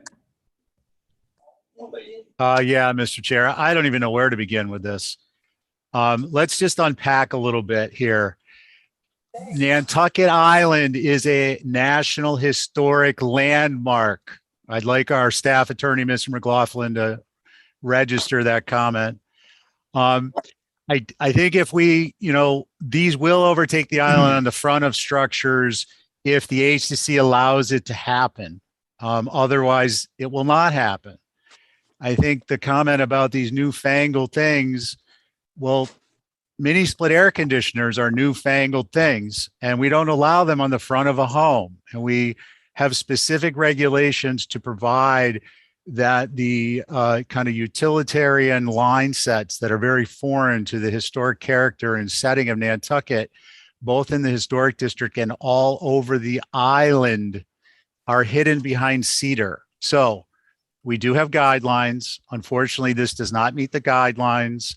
I think the western roof on the main structure, which is highly blocked from visibility from the street, is more appropriate. I think that the garage roof is problematic because of the angle of the valley of the roof where it meets the covered porch. You will not be able to have a solid rectangular series of panels. You will see an odd kind of foreign geometric shape there. The same will occur on the front of the structure on the covered porch. So in those regards, it's problematic. It's problematic because it's going to be on a gray roof or a black roof. You're still going to see those things. And the other thing I just want to mention is we recently approved a fully rectangular, rectilinear pattern that covered the entire roof on a shallower roof that was at least twice as far from the street. So I think it's important that we outline what our recent approvals were, and more to the point, what the differences were. Thank you, Mr. Chair. Okay, thanks, Steve. Oh, make sure I'm unmuted here. Yeah, okay. So Tim. Yep, could I, if everybody's done, could I make just one or two comments? Yeah, you can. I haven't spoken yet, and I guess what I would. Oh, yep, go ahead, please. I think you have a little bit of an uphill climb here. I was thinking about putting in requiring vegetation to cut the view down the drive, but that might be difficult for you to be able to pull off. But so why don't you tell us what you're thinking? Yeah, sure. I think one or two of Stephen's comments. Thank you for everything, everybody. The garage roof, we held them back from the main house. The garage is a single story. The house is 2-story. So you could see that there's maybe 6 or 8 feet between the main house and the edge of the panels where it does come into the valley. That was done for 2 reasons. One, to reduce shading from the main house onto the panels, so they will remain square with each other. There won't be a jog in the panels or anything like that. The west side of the roof, I'm not sure. I'm not looking at the Zoom screen, but if we look at the Google Earth image there, yeah. So the west side, there's a dormer there. on the west side that comes into the Widow's Walk, and then just that giant shadow from the Widow's Walk. So we just didn't want to put them on the west side of the roof. We could move them to the east side of the roof, the main roof, but we were trying to hold them off of there. We try to keep them facing south if possible. Well, Tim. Yeah. Obviously, south, if I were sitting in your chair, south would be the preferred location for me. But I think that the east side, when I look at this aerial, it looks to me like you could take all the panels and then some and put them on the east side and net out having more panels on that east facing roof, which would, I believe, I can't speak for the other members of the board, but would certainly do a lot for me in terms of mitigating their visibility from the road. Okay. So I think what we're going to do is we're going to let you kick this one around a little bit. So if I could have a motion from I'll some, make a motion to hold for revisions. that would be great, Diane. Thanks so much. On that motion, Val. Aye. Thank you, John. Aye. Thank you, Stephen. Aye. Great, Diane, on your motion. Aye. And I'm in favor too. So motion carries. Thank you, Stephen. We'll talk to you next time. Next, Thank you. Joseph Topham. Yes, sir. All right. 44 Sankaty. Yes. You ready? Actually, before you start, we're going to, if you've been following along, we're doing a rotation. Okay. Because Abby's gone. So this is going to go to Carrie. All right, you may begin. Okay. So on the south elevation, currently there are two garage. Yep. Let's just, for a moment, let's look at the locus so we can all familiarize ourselves. Okay, thank you. Very good, thanks. All right. Their mistake was trying to. Someone needs to mute. Okay, go ahead. So where the three windows are to the right on the south elevation are two garage doors, overhead garage doors. Mhm. We're going to remove those and we're going to convert the garage into a master bedroom wing.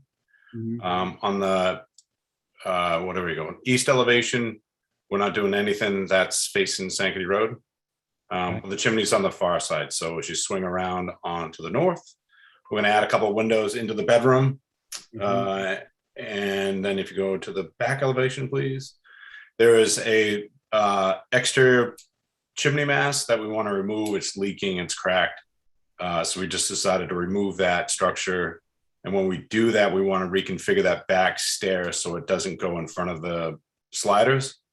So that will give this upside down house access or better access to the backyard. And that's it.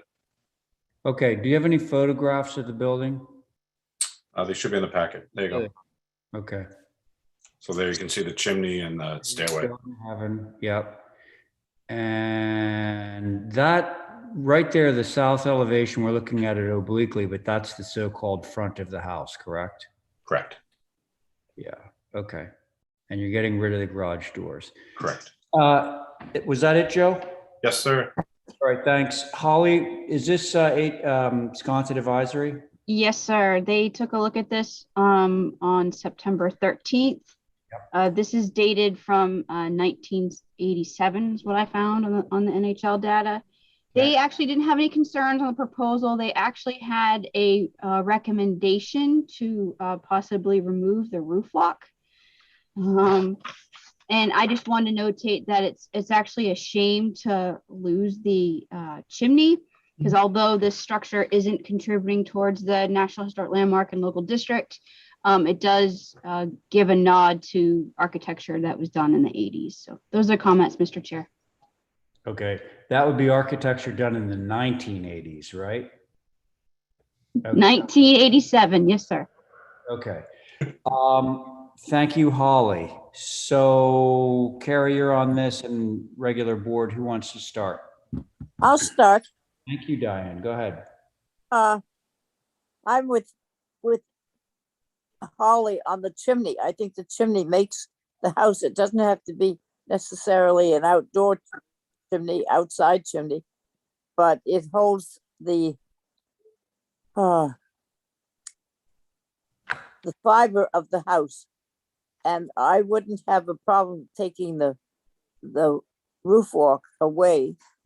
We put the chimney up. I think the chimney gives it more balance than the roof walk. The staircase coming down, I think is good. You're going to keep that sort of deck out there, and then the stairs are coming off it. So I don't know how else you would come down. It's not a very wide house. Do I see the east elevation? Right, that's good. And the south. So what are those white things under the windows on the north elevation? Are they right there? They're propane tanks, which we're gonna have to relocate. I just wanted to let the contractor know that's gonna have to be relocated. Yeah, Because there's okay. a window right there, so that's all it's denoting.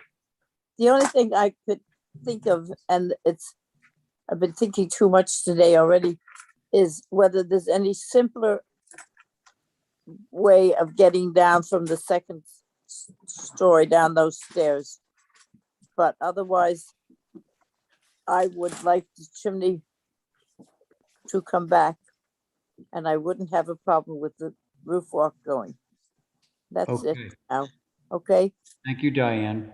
Val? I'm having a hard time seeing it in my computer. I have no internet at the moment. I will go along with Sconset's comments. I think they had no significant problem with it, so I'm good with it. Okay. Thank you. John? Right here. Yes. Comments? Oh, okay. All right. Yes, the second floor deck does not exceed the recommendation from the guidebook. So it meets all the requirements there. The other changes that I'm seeing, looking at here is fine. It matches what's there. There's no oddities there. That's what I'm saying. But also from this application on, can you please, I ask you every week, to take it up 3 notches. I can't read these things. What? What was that comment? That was somebody in the queue there somewhere. I don't know who it was, John, making some comment, but you continue. Okay, thank you. I would say the everything else matches there. It's appropriate for the neighborhood, and the chimney that's up to them if they want to remove it or not. Those are my comments. Thank you. All right, John. Thank you, sir. Carrie? I think the garage is a huge improvement, getting rid of those big dark doors attached to the house. And I don't have a problem taking the chimney off. It's not a very attractive chimney in the first place, and it's helping to shift the stairs in, I think, a more tucked in nature. And I think that's on the side of the house that's away from the road, and not very visible to start with. So I'm good with this. Okay, thanks, Carrie.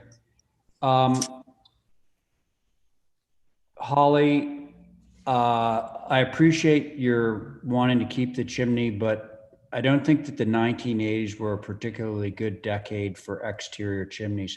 This one is very boxy, and frankly, I think it's not an asset on the house. I think it's a liability. I just as soon see it go. So I, like Sconset Advisory, I'm in favor of this proposal kind of as is. So can somebody make a motion on this one? Motion to approve is submitted. All right, Val Oliver, thank you. On that motion, John? Aye. Thank you. Diane? You there, Diane? It's muted. Aye. Up there. Okay, thank you, Diane. Carrie? Aye. Val on your motion? Aye. And I'm in favor. Motion carries. Thank you, Joe Topham. Thank you, Evan. All right. Mr. Chair, Yes. I'm gonna log out and log back in. Oh, okay. So we'll take you off the next one. Okay. So that's 60 Nobadir. So that's going to be Stephen anyway, but we're going to do Stephen and Jesse. Actually, I should ask, is Mark here? Mark Poor? Annie? Somebody representing this? Mr. Chair, I'm not seeing either Mark or Annie in the queue. Okay, well, it sounds like we will, can I have a motion to hold this for some revisions? Move. Hold this for representation, yeah, for representation. Okay, thanks, Diane. So on that motion, John. Aye. Thank you. Stephen.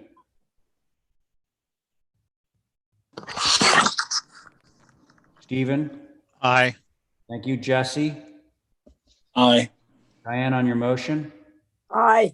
And I'm in favor. That motion carries. Oh, actually, Yes. Diane, could we have made that please motion for both of the permits plus, which is numbers 4 and 5? Yes. Okay, so that motion does I carry. hope this doesn't throw John off. I don't think it will, Kadeem. Okay, so we're passing over items 4 and 5. We're now on to item number 6. Did I get that right? Let me make sure. Yes.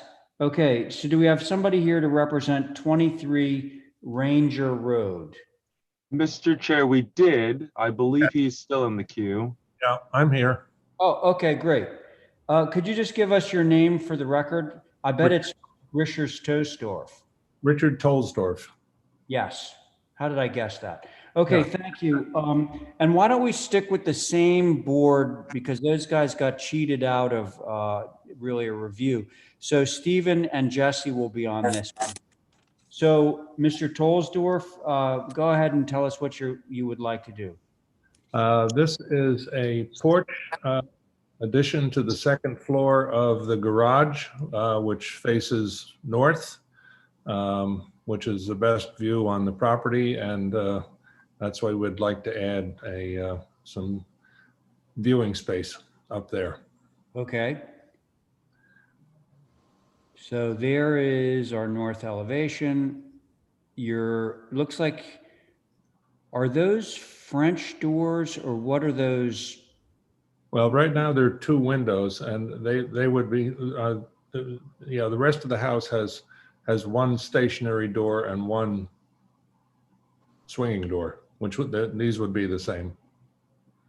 In other words, a set of French doors. Yeah. Okay. All right, so let's see, it comes out 12 feet. Right. That's the west, okay. And can we see the other elevations? That the back obviously is unaffected. The south has nothing. Right. And how about the east? There it is, our 12 feet again. Yeah. Okay, hang on one second, John. You are on this, but I'm going to make sure that we've all reviewed this. So which way does the deck face? Does it face into your site, to the side of the site? Can you just go through that with us? Well, it faces off the site, really away. So it's away from Douglas Way, correct? Away from Douglas Way, right. Okay, and it is like if I was driving down Ranger Road, I would be able to see this from the side, correct? Yes. Okay, and do we have any photographs of your site, like the existing house? No. Or this would be this is actually your cottage, right? No, it's just a studio. Oh, studio, okay. And no photographs? No. Aye. Okay. Aye.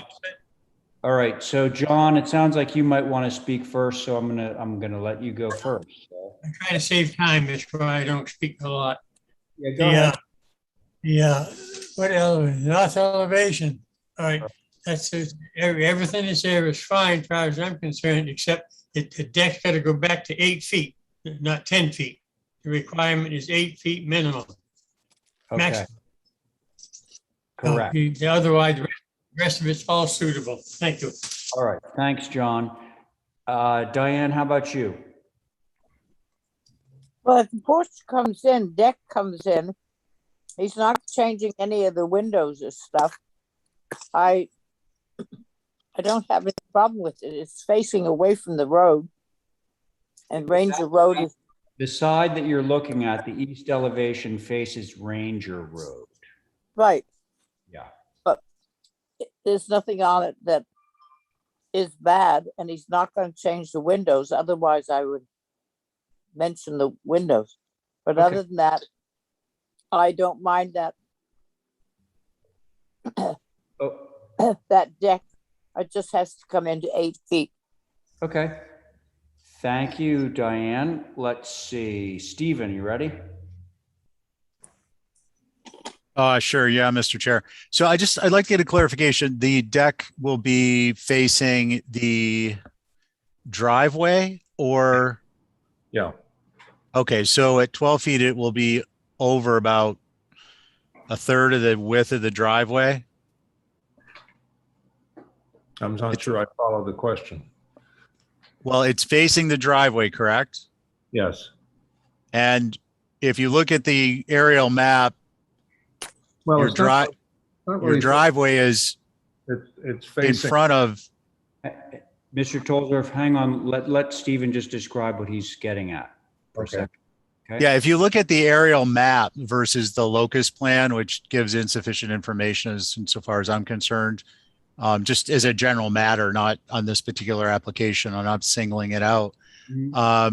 There's a driveway there in front, which would be on the west elevation, which is to say as you're looking at what's in front of us now, the left side of the structure that has a bubble over it, around it, the area where the little hand indicator is a driveway. So I was just looking for clarification if that is the location of the deck.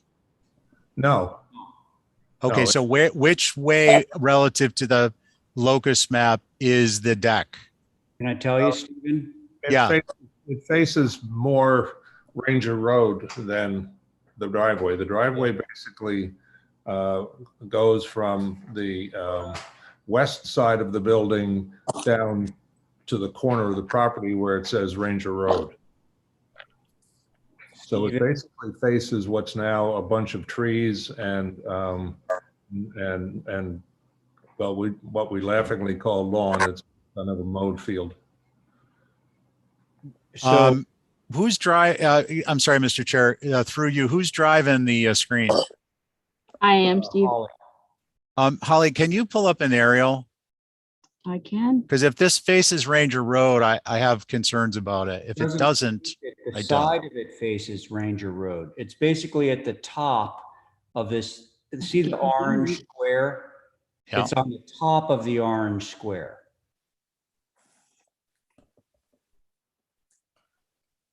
If that makes any sense to you. So the side of it faces Ranger Road.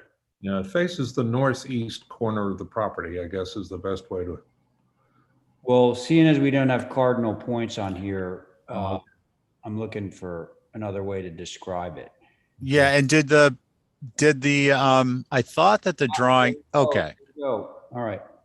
So left, top, bottom, left or right? Which way where's the deck? Top. Top. Okay. So I've been out there. I'm a little concerned about the depth of the 12 foot, and I would ask that we do a view. Okay. Thanks, Stephen. Before I wrap it, Jesse, anything to say? Yeah, I agree with Stephen. All right. So it sounds like we want to just go out and view this to see if the 12 feet is going to fly. Was it 12 or 10? I forget. 12. 12. Yeah. Okay. Which, to John's point earlier, ordinarily, if visibility is an issue, we're limiting it to 8 feet. But so, Stephen, was that a motion that I heard? So moved. Okay. So Stephen has made moved to view this property before we vote on it. On that motion, Jesse? Aye. Thank you. Diane? Aye. Thank you. John? Question, Mr. Chairman, was that motion to move it back to 8 feet? No, the motion was to view it. Take a viewing. You in favor? Yes. Okay, great. Thanks. Stephen? Mr. Chair, I'm sorry. I had meant to include that we would pick this up at the next regular meeting, not Thursday. Well, that's a great idea. So if hopefully all of you are in favor of doing that, because there's no point in holding this up. So that's part of Stephen's motion. And Stephen, are you in favor of your motion? Aye. Okay, and I am too. So that motion carries. Thank you. Thank you, Mr. Toesdorf. We'll see you soon. Thank you. Do it for you. Okay, moving right along, Nantucket Architecture Group. We got somebody from them? I'm here, Ray. All right, Stephen. Val, are you back?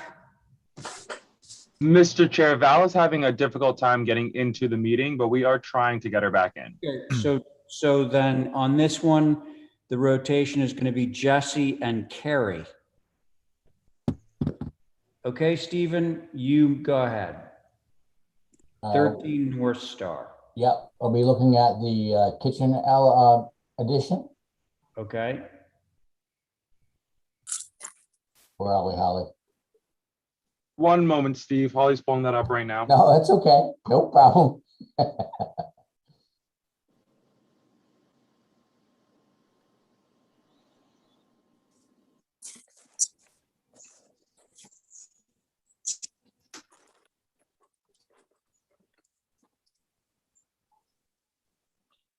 Yeah, there we go. Okay, so this is for a rear kitchen addition to the house, a side door entry, and a folding door on the front of the house. Did you say folding? Oh, I see that. Yep. Yeah, see it? Got it. Okay, the location's 13 North Star. I mean, the back of the house where the kitchen addition is, it's a very small backyard, and there's no visibility whatsoever from that.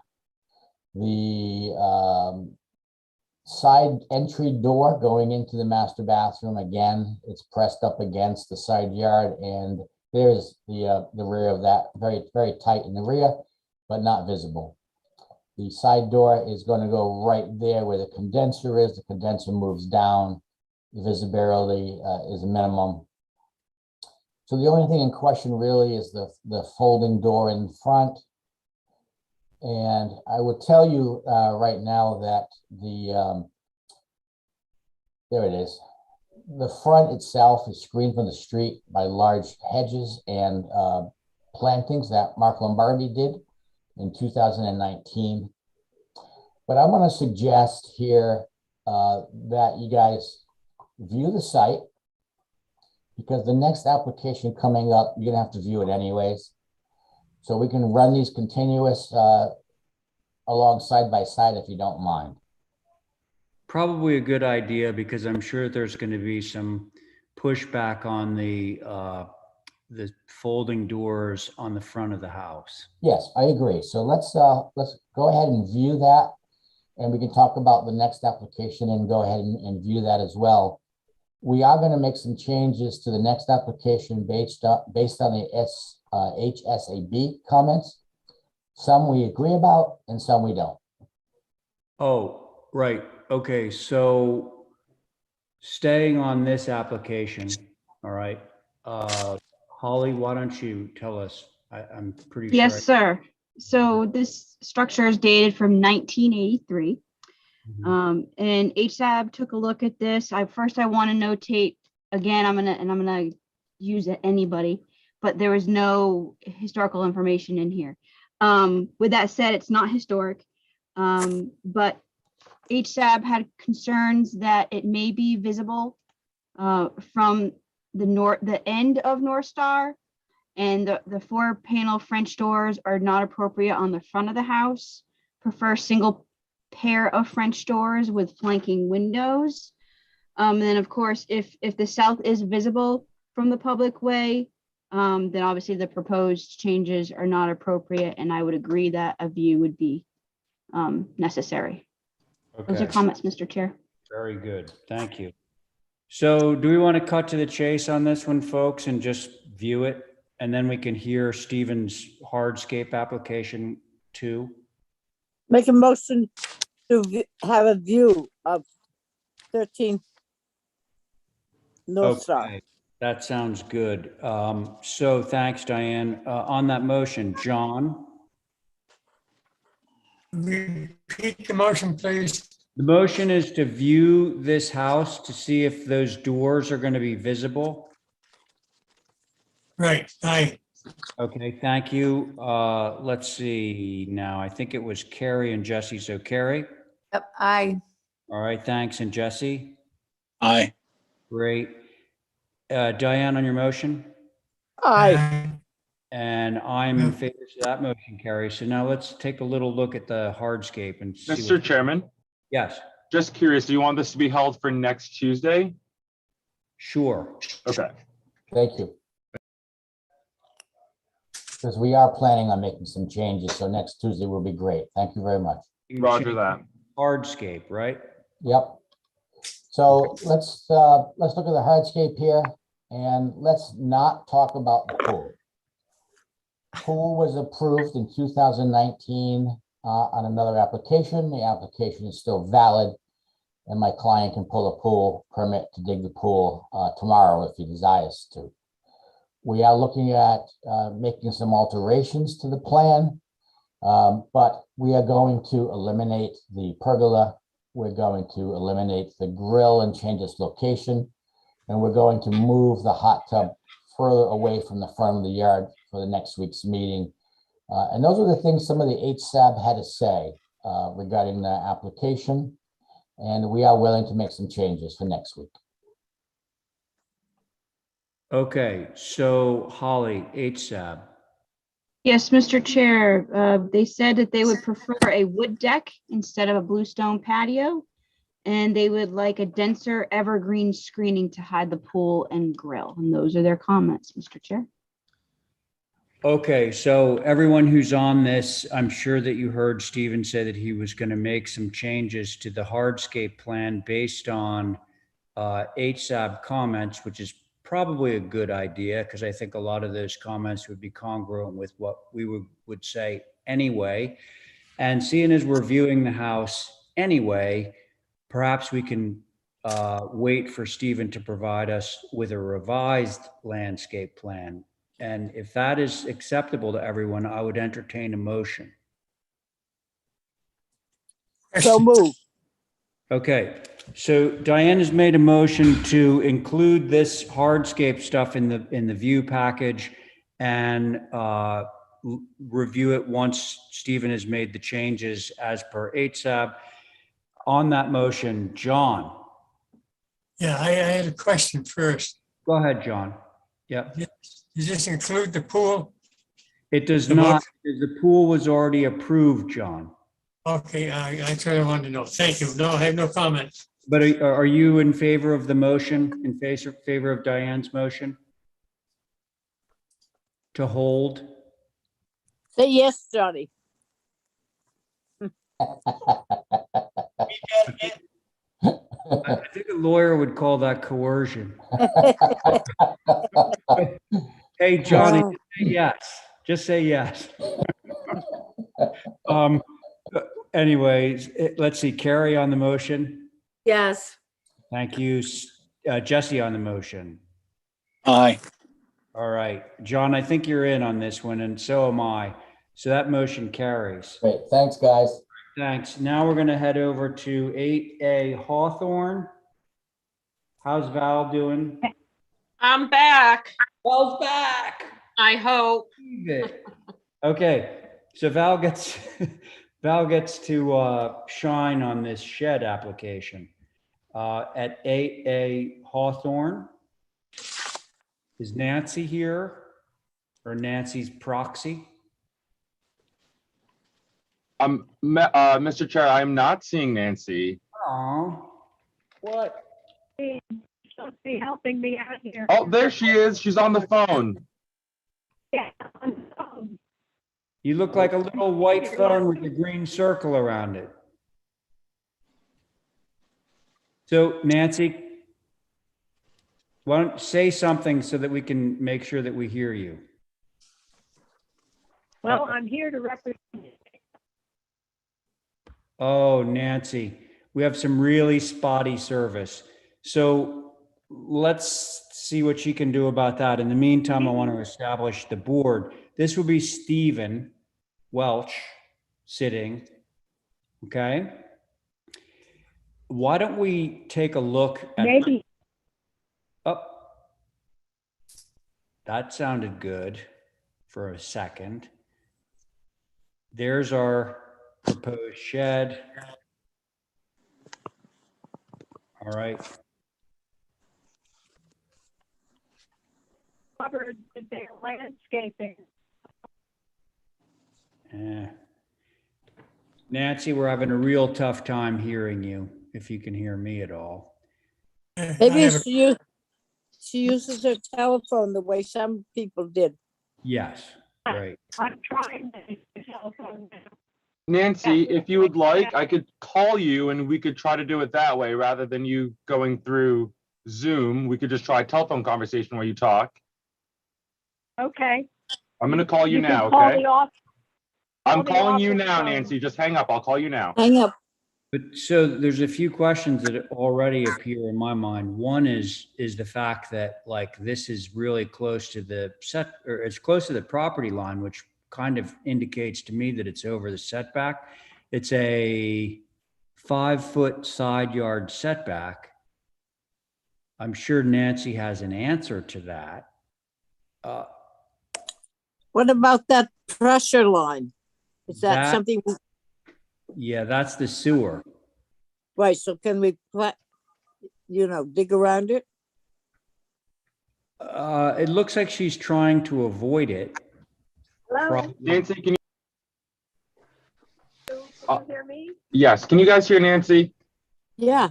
Faintly, yes. Nancy, talk up, please. You'll have to repeat me. I'm here to represent the 8x10 shed for the Hawthorne development there. So it's going to look like all the others that they have. And it's hidden really behind landscaping that is quite profuse. And it's still shed, double doors on the front, which will be cedar to weather, red cedar roof, black trim on the sash, typical of what they have out there. Hey, so Nancy, it doesn't look like it obeys the side yard setback. There is no setback on that property. I checked with Marcus, so there's nothing on the side or the rear. Okay, all right. It's not really our purview, but all right. So, Holly, do you have anything to say about this, or should I take it to the board? You do not, right? Okay. No comments, Mr. Chair. Yeah, okay. Nancy, what are the colors, if any? The trim will be black. Cedar is the trim. The sash is going to be black, and natural cedar double doors will go to weather. Okay. So it's really going to look quite plain. Very good. Okay, thank you. So board members, what do we think about this? Aye. You're okay with that? I'm fine with it too, Mr. Chair. All right, I am too. Now I forget, was this Stephen? Was this you? He just had to log out. There's something going on with the town website. Oh, man. Yeah, he's having the same thing. His computer froze. All right, so let's jump to Carrie. So how about somebody make a motion on this one for me? Motion to approve. All right, let's see how that does. On the motion, Diane. Aye. Thank you. John. Aye. Very good. Carrie, if you're there. Yep, I'm here. I've been listening and I feel the same. Thank you. Val on the motion. Aye. All right, and I'm in favor of the motion. Carries. Thank you, Nancy. Thank you all. Have a good night. Night. Okay, so now let's see. Diane, I'm going to turn it over to you because the next two are from my office. I hope Lisa is out there. I think she is. Okay, Lisa's there. Now, Diane, you might want to see which board members are actually hooked up because of this town thing. I don't know. Oh, It's weird. We got Val, we got Carrie. Stephen is questionable at the moment. He's John, logging back in, trying to. John is on, I believe, and me. I'm right here. He's on. So that's all four. The only person, oh, Jesse. Jesse. I'm here. Great. So he's, that I'm would gonna make the mute. 5. So that would be good.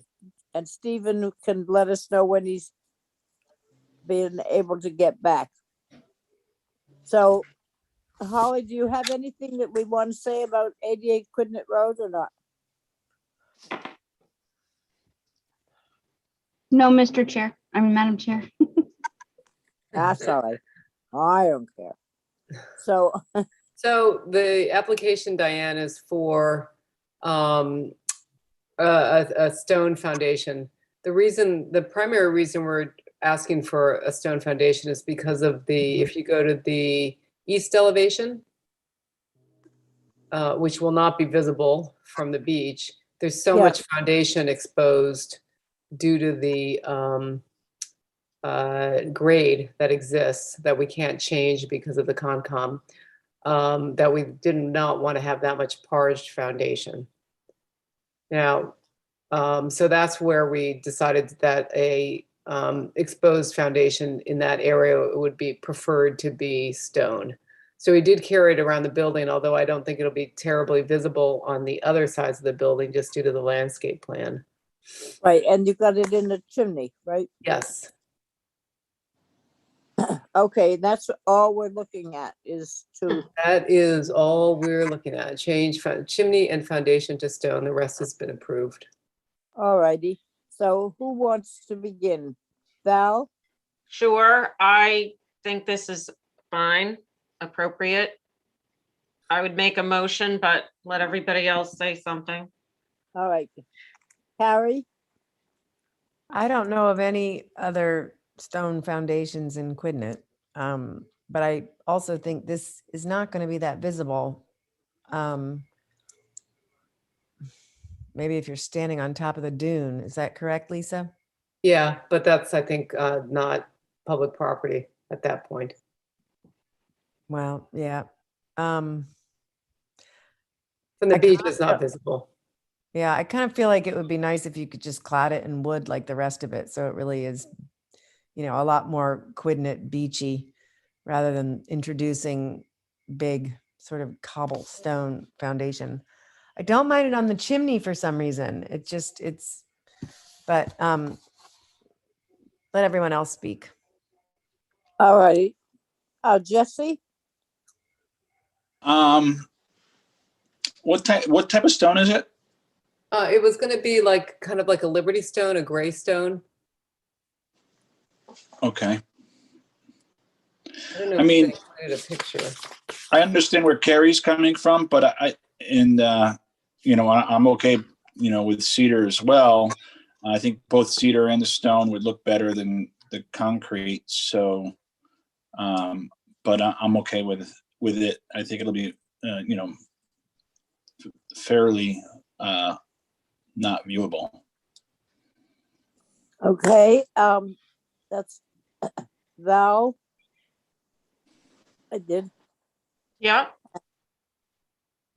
Stephen? Oh, he's not on. Johnny?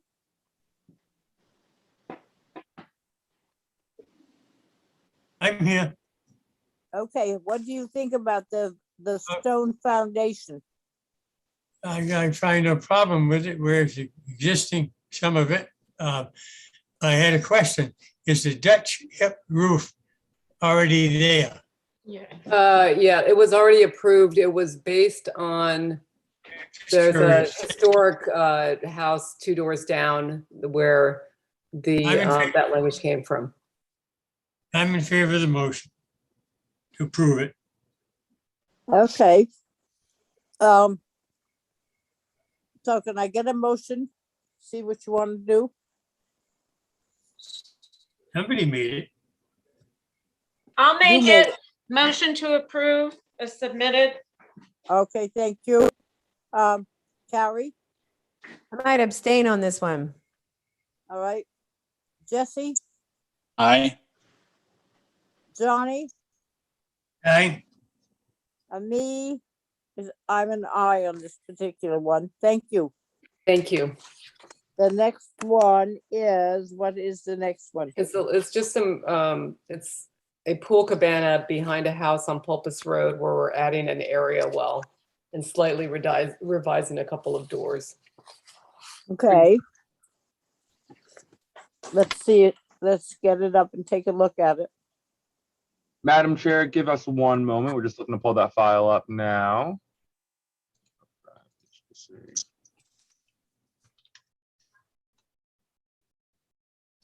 Okay, perfect. Sorry about that, Holly. Maybe the town didn't pay their bill.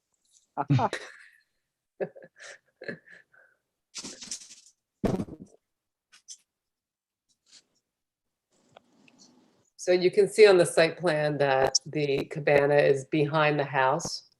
Yeah. Yeah.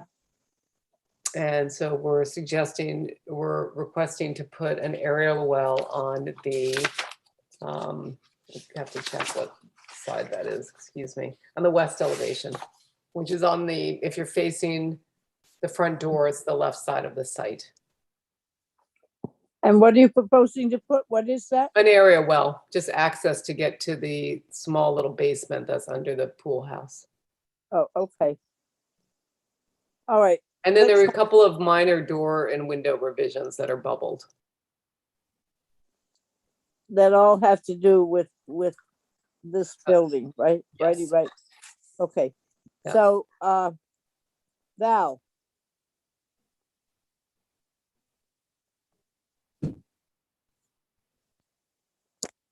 Sorry, Yeah. I was muted. I think it's fine. It's below grade. okay. So you won't see it. Right. All right, Carrie. I agree. All right, Johnny. Yeah, my other comment is that diamond in the door makes it look like an outhouse. That, the diamond, John, is being changed to a round window. Yes. Yeah. I have no problem. I'm just saying that's what it looks like to me. Oh, okay. Thank you. I do notice there's no railing around the area well. Will there be a railing to protect people from falling down there? Of course, there'll have to be Yeah. something by code. Yeah. Yeah. No biggie, just need it. I mean, we can just put that on for staff approval. I'm not sure if they prefer a railing or a shingled wall, but either one I assume is okay. Yes. Yeah. So, can I get a motion to do whatever you want to do? And the triangular window is now a round window. Motion to approve. Okay, thank you very much, Johnny. Carrie, Aye. Val, Aye. Johnny on your motion, Aye. and I'm an Thank you aye. all. Thank you, thank you. Okay. All righty. Next, turn it over to Mr. Pohl. All right, thank you, Diane. Clay, are you on? I am. Good evening. Great. Hi, guys. How you doing? Or well, how are thank you so you? much. Good, good. So, got to check out because we've been having some technical difficulties here. So Diane's here, Val, you're here, John, obviously. Is Stephen back yet? I don't see him. Sounds like I do see Stephen.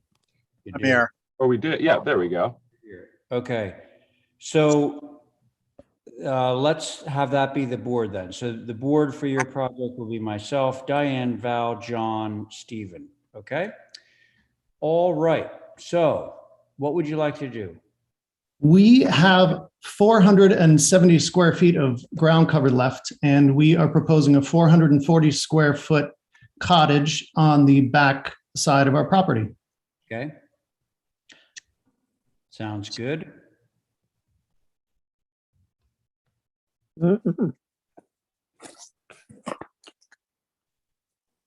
So the east elevation is essentially what you would see from the road. The road being Berkeley? The road being Arlington. Arlington. Okay. All right. Do you have, as part of this package, any photos of your house? Yes, they should be in there. Because whenever we're doing an accessory building, we always like to see what it's an accessory to. So this is the house. It's not so pretty. That's like a little separate garage there. Is it? Oh, I see. It's a It's attached. Just attached, yeah. Okay, got it. All right. Very good. Anything else that we need to know? I mean, I'm assuming. Well, it's pretty straightforward, I think. Only that we, only have so much ground cover left, but also we wanted the cottage to look like it was part of the house, for better or for worse. But I think that it's simple and kind of looks like, it belongs with this house. The only other piece of it I would add is we do have to put in a new septic system, which has determined the location of the cottage. How tall is the cottage? It's 24 feet, 1 inch. Okay. All right. So that's your presentation, right? So now I can turn it over to the board. The old drawings. Okay. I just want to say one thing. These are the old drawings. We resubmitted last week new drawings that have the windows and on the front, on the east elevation, everything's centered on the house. So the windows on the second floor shift over just a couple of inches, so they do center over the front door. As does the front door, actually. And the front door is centered as well. Right. So instead of it sort of being 1 foot off center, it's centered. Exactly. Okay. Kadeem and Holly, do you have that or?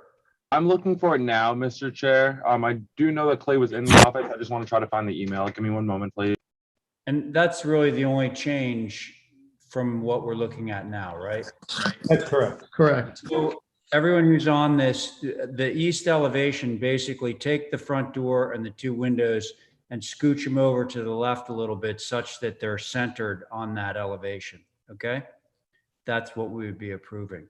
Who would like to start on this one? I will. Thank you, Val Oliver. I think my only concern with this was that it seems so large. I know it's a small footprint, but I think maybe it's the scale. And I had a couple of thoughts. One was the second floor ceiling height, wall height doesn't have to be 8 feet. If that's cathedral, you could lower it and maybe having that come down and sit on top of where the window frame is going to sort of mitigate some of the height. Okay. And It is not cathedral, just so you're aware. all right, well, it's just a lot of space on that wall.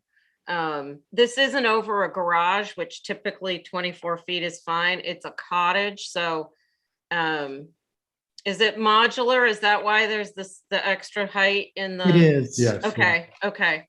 So that's fine.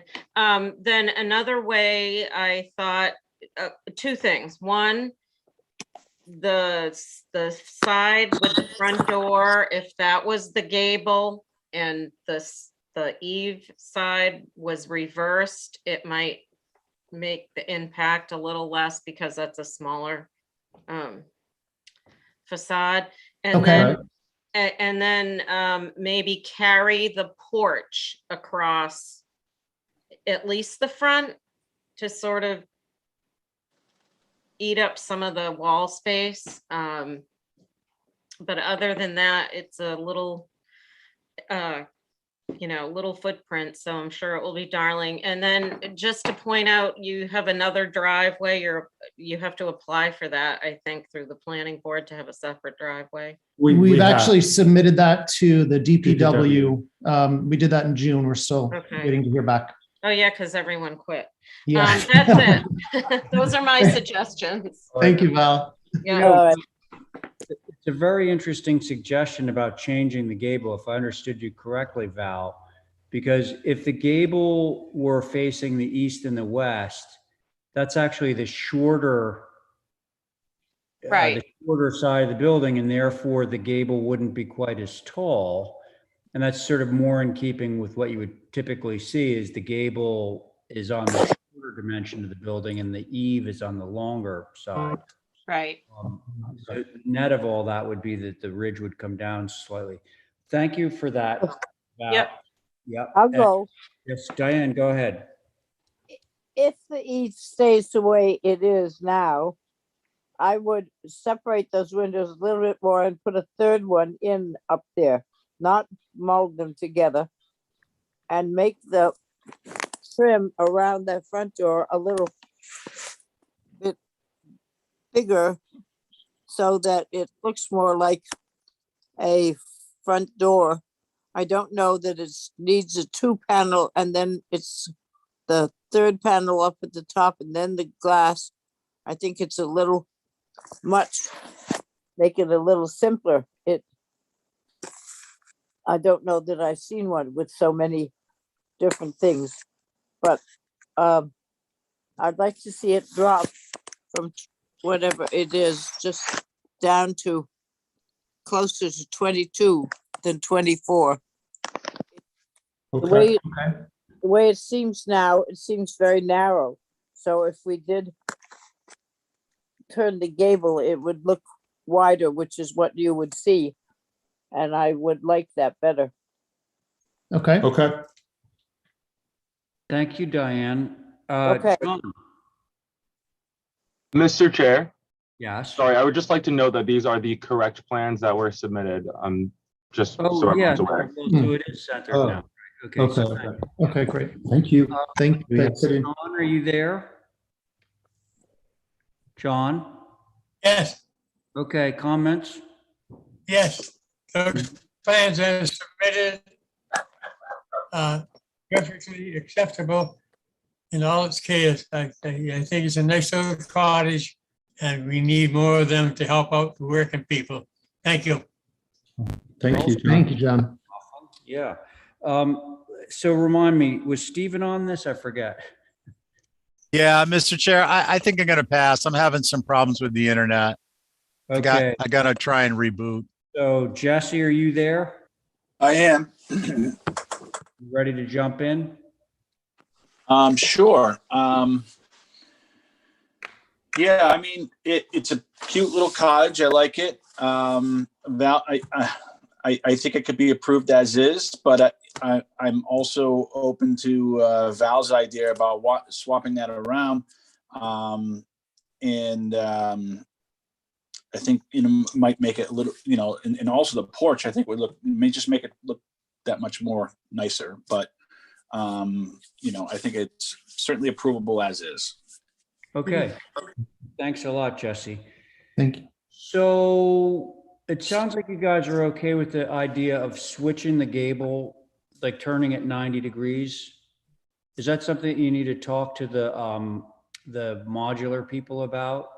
Yeah, I think so. but yeah, I think so, but I don't think it's a big deal at all. So we can Okay. figure that out. So do you want us to hold this for some, what sound like very minor revisions for you to check it out? I mean, Yeah.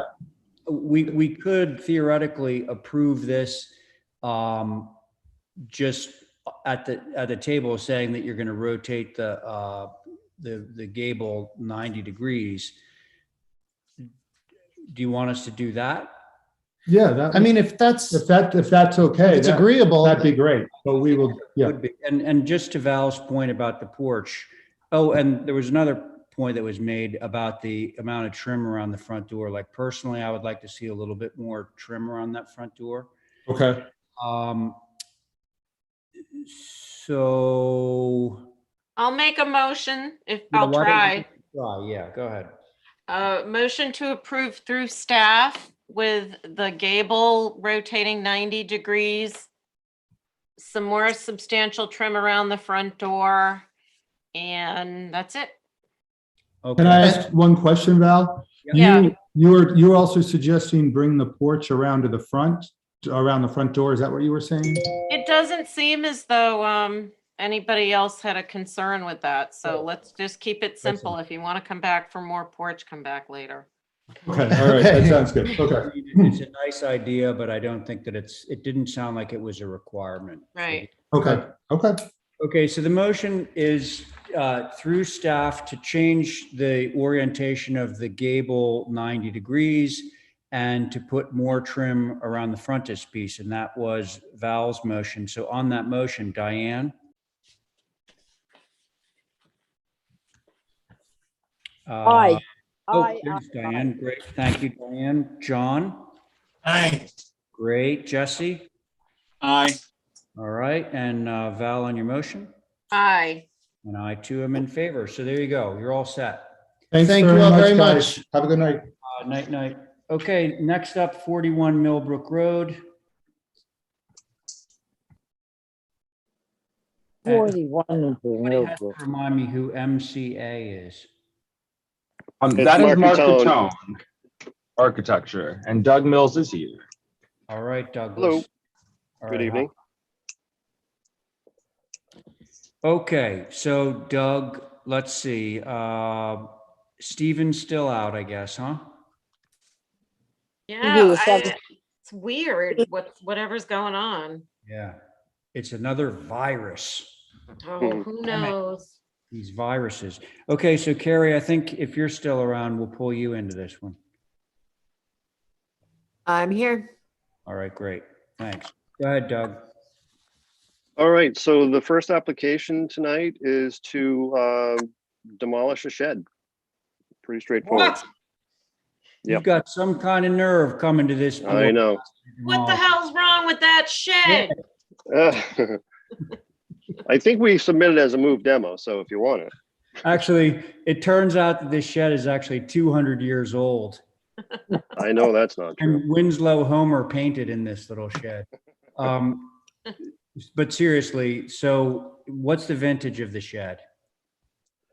You know, I don't have an answer for you, but I mean, just by looking at it, I would say it's 1980s at the oldest, probably more like the 90s.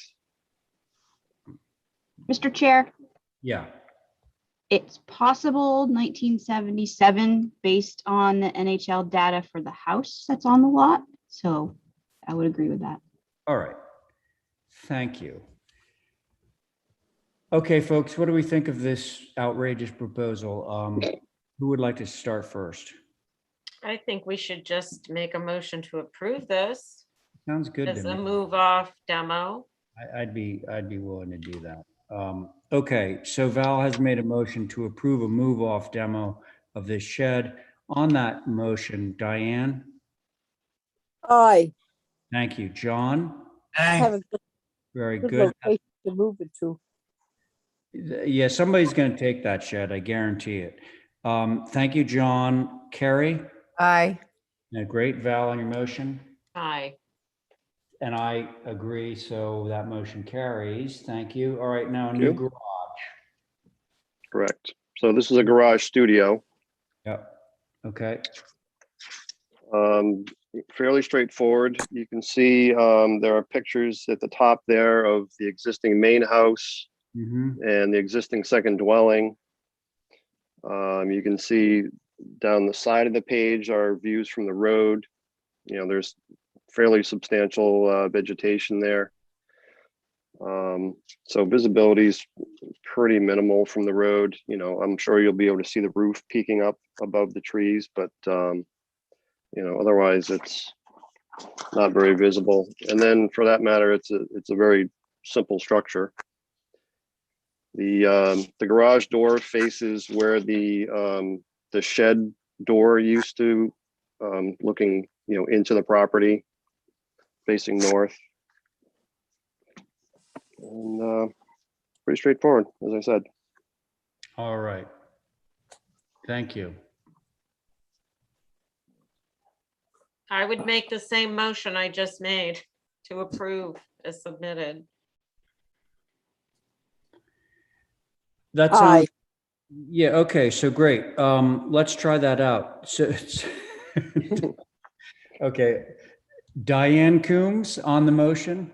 Aye, aye, aye, There aye. you are. Okay, great. Just to make sure, John on the motion? Aye. Thank you. Carrie on the motion. Aye.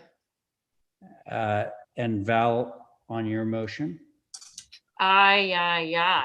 And motion carries. There you go, Douglas. Thanks very much. Thanks. Okay. Now, Carrie, are you or Luke? Luke will be, Lincoln? whatever it's called. Yes, here he comes. Okay, very good. So just checking in here. Any Stephen yet? If not, it's going to go to Jesse. Yeah, I'm here. Oh, you are. Okay. So Stephen, can you sit in on 2 Lincoln? Sure. Actually, I need both of you, don't I? No, I don't. No, never mind. Skip what I just said. Okay. So Stephen's on this. Luke, are you there? Yes, you are. Go ahead. No, I think you're muted, friend. Luke, you're muted. Can you hear me now? Yes. Sorry. Okay, thanks. This is a patio that we're proposing on the upper lawn in the rear. If you were to stand on the street, it's probably at around eye level, I guess. There's a little bit of a hill that rises up there. Yeah, there you go. You can see there. Okay. But yeah, it's just a simple patio that we're proposing. And there's existing, I think I included some photos of the existing stone walls that are there. Maybe I didn't. There are no pictures of the stone wall that I see in the packet. So how does the stone wall factor into the patio? How what? Well, you mentioned the stone walls. Yeah, I mean, actually, it's kind of irrelevant. It's not, yeah. Okay. So can we go back to the site plan so that I can actually see where the patio is? And then, of course, we're going to hear from Holly. You're double tasking there, Holly. Yeah, Mr. Chair, I'm going to have Kadeem drive on this one. For some reason, it's the PDF is not working for me. But I did want to mention that this obviously is in the core Sconset district, historic district, as an infill. Sconset Advisory did not have a chance to take a look at this, but obviously I did. And my question would be what the visibility is from New Street since you're looking up onto the hill. And then I would recommend that whatever material, granite or bluestone as being proposed is the same material that would be used for the driveway apron if that's not existing. So that way you're not introducing another material. And those would be my comments, Mr. Chair. Okay, great. So Luke, the patio that you're requesting is the bubbled area in that little inside corner of the building, Yes. correct? Okay. And are you requesting an apron? No, No. the house has a CO. Okay, so the only thing is the patio, and what is the material of the patio? I call it out there. I believe it was bluestone or granite. Yep. Old granite or bluestone. And is it like irregular shaped or is it regular? We would What- defer to your preferences on that. Okay. All right. We'll so you're open to suggestions. Okay. Who wants to start on this one? I will. Great, thanks. I don't think you're going to see this because the way this is planted, when this house was built, there was all kinds of a brouhaha over what you were going to see and what you weren't. And when you're down on the street, that whole bank is so planted. I think we're not gonna see any of it, so it's perfectly acceptable. Okay. Good to know. Thank you. Diane? No, I think that it's good to go. Excuse me. Um, I think it's well protected and it fulfills what it should be there. I don't think it will be overly visible at all.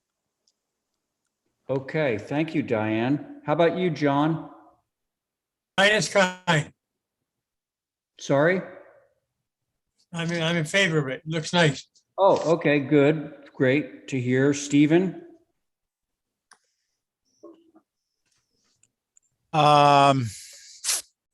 Yeah, I'm going to abstain. All right, that's fine. And Luke, the only thing I'm going to say is I think given the casual nature of the house and the sort of casual landscape and where it is, I would personally be in favor of an irregularly cut bluestone as opposed to anything formal. That's fine. Okay, so would somebody care to make a motion on this one? I'll make a Go ahead, Go Diane. on. No, you do it. I make a motion to approve with the stone to be regular shaped. Is that what you said? Irregular shaped. Yeah, that's Okay, it. that stone being bluestone. Yep, Okay, so bluestone. thank you for the motion, Val. On that motion, Diane. Aye.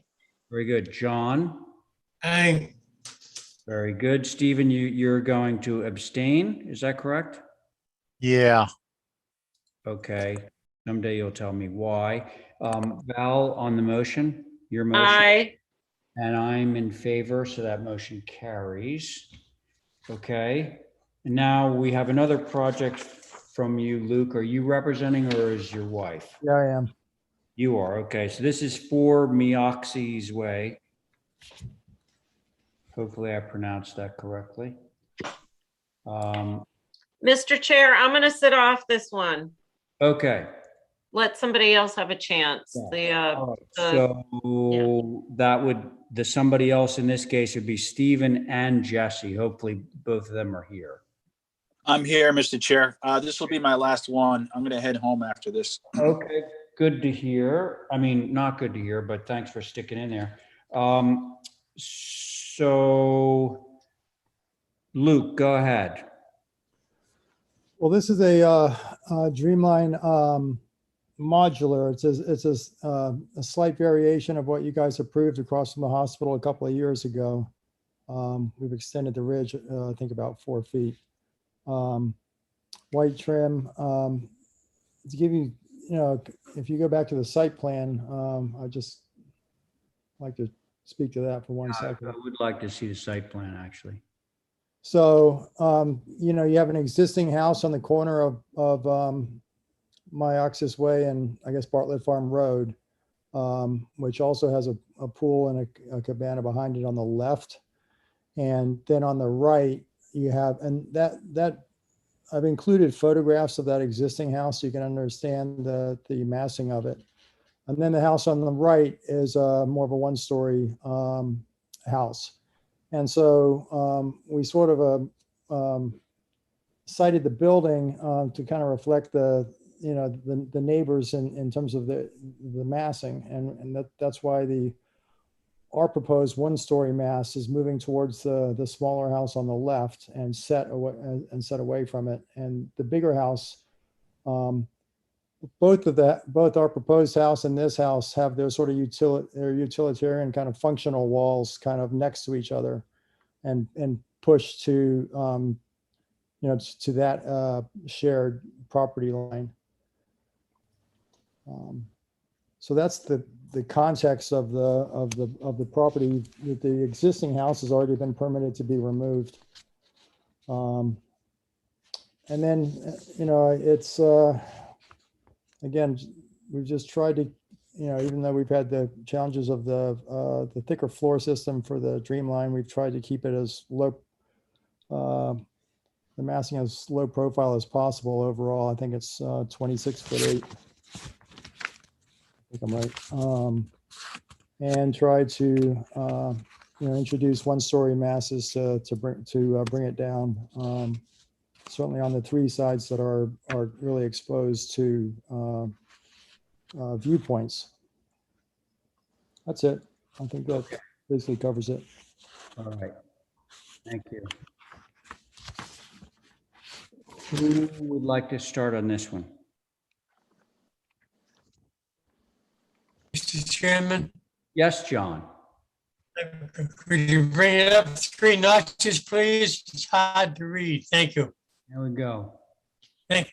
Oh, actually, I'm glad that that happened because what size is this trim? It almost looks like 1x6 or something huge.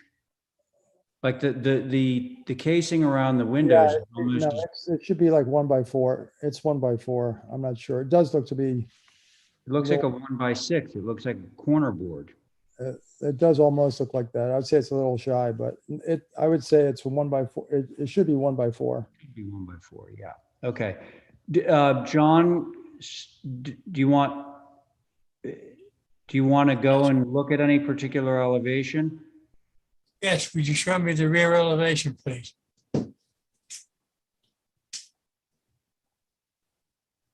There it is. That is the back, John. Yeah, it's just a lot of grass, but that's all right. Okay. That's what I wanted to see. Thank you. I have no comment. I think it's suitable for the neighborhood. Okay. Thank you, John. Let's see. Jesse? Thank you, Mr. Chair. Can I look at the locus and site plan?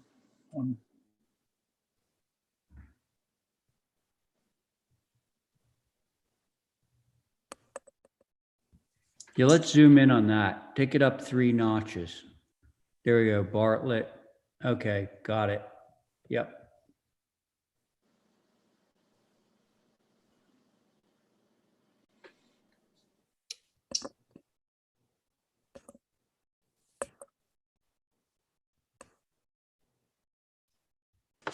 Anything, Jesse? Okay, thank you. Can I start looking at the elevations again? Just wanted to get my bearings. Thank you. Of course you can.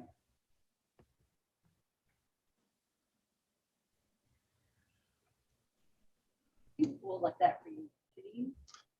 Yeah. I mean,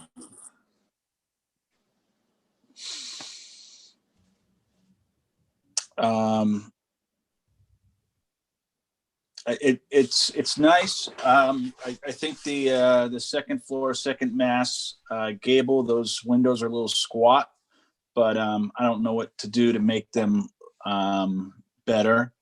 You mean the B windows, right? Excuse me? Did you mean the B windows or the D windows? I was saying the D windows. Or the D windows, okay. So that's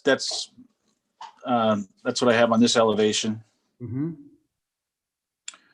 This elevation's totally fine. I can't see anything. It looks good. And this elevation, I mean, maybe get the windows to line up a little bit better, the B's and the C's. I don't know the interior layout though, so and I don't think this is very viewable if I recall, right, Luke? Yes, it's 10 feet away from the other house.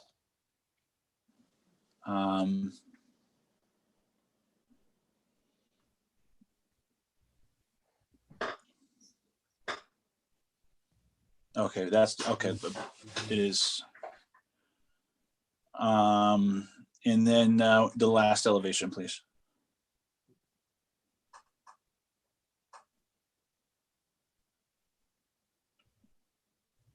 No concerns with that elevation. Those are my comments. Okay. Thank you, Jesse. Stephen? Can we take a look at the locus, please? Mm-hmm.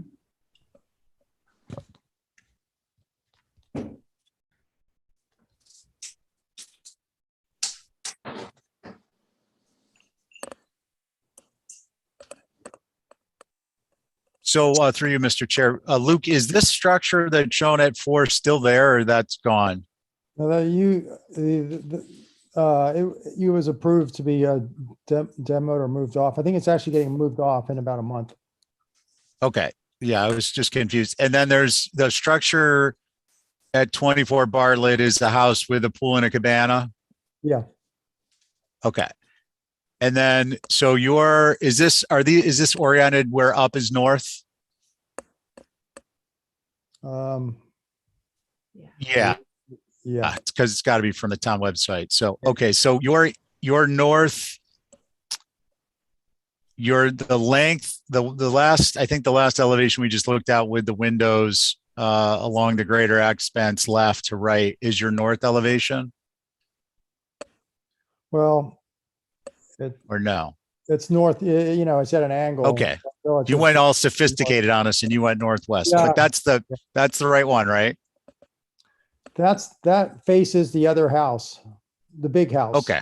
Yeah, that's, I was just trying to get my bearing because with the existing house there and whatnot, without it shown in the footprint. Okay, can we zoom out a little bit? This is kind of offensive, not the drawing itself, but it's right in your face. I can't get context. One more, please. I know it's confusing, whoever's steering. You get 3 clicks up and get it out of my face. And so these are all fine. I agree with the window casing trim. And can I see the other 2 elevations? Yeah, I mean, so that's what's going to be viewable from the street, from the way, right? The southwest? Yeah. Okay.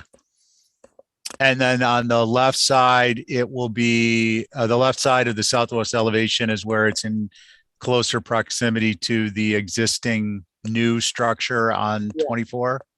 Okay, so that gives me some context too. And is this on the site, Luke? Is this located? There's not a right answer.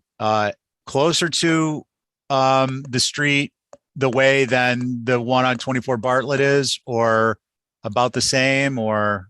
I think my site plan's pretty accurate, even though it doesn't show the porches. But if you look at my site plan,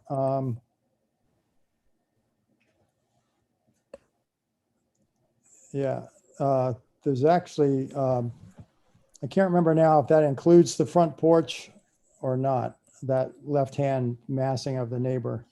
I think it must, just because of I did an inspection on this property and there's no room in the back with the pool and the cabana otherwise.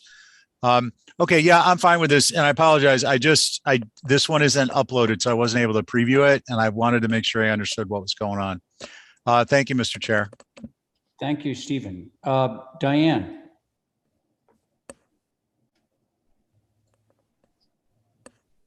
Diane?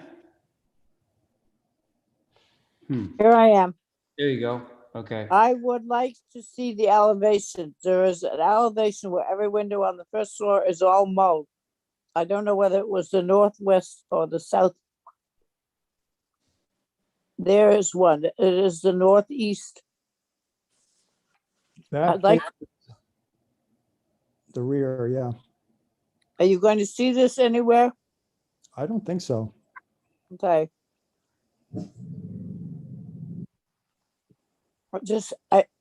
I'd rather they both, if you're going to have mauve windows, they're both the same size, but that's just me. Can I see the southwest?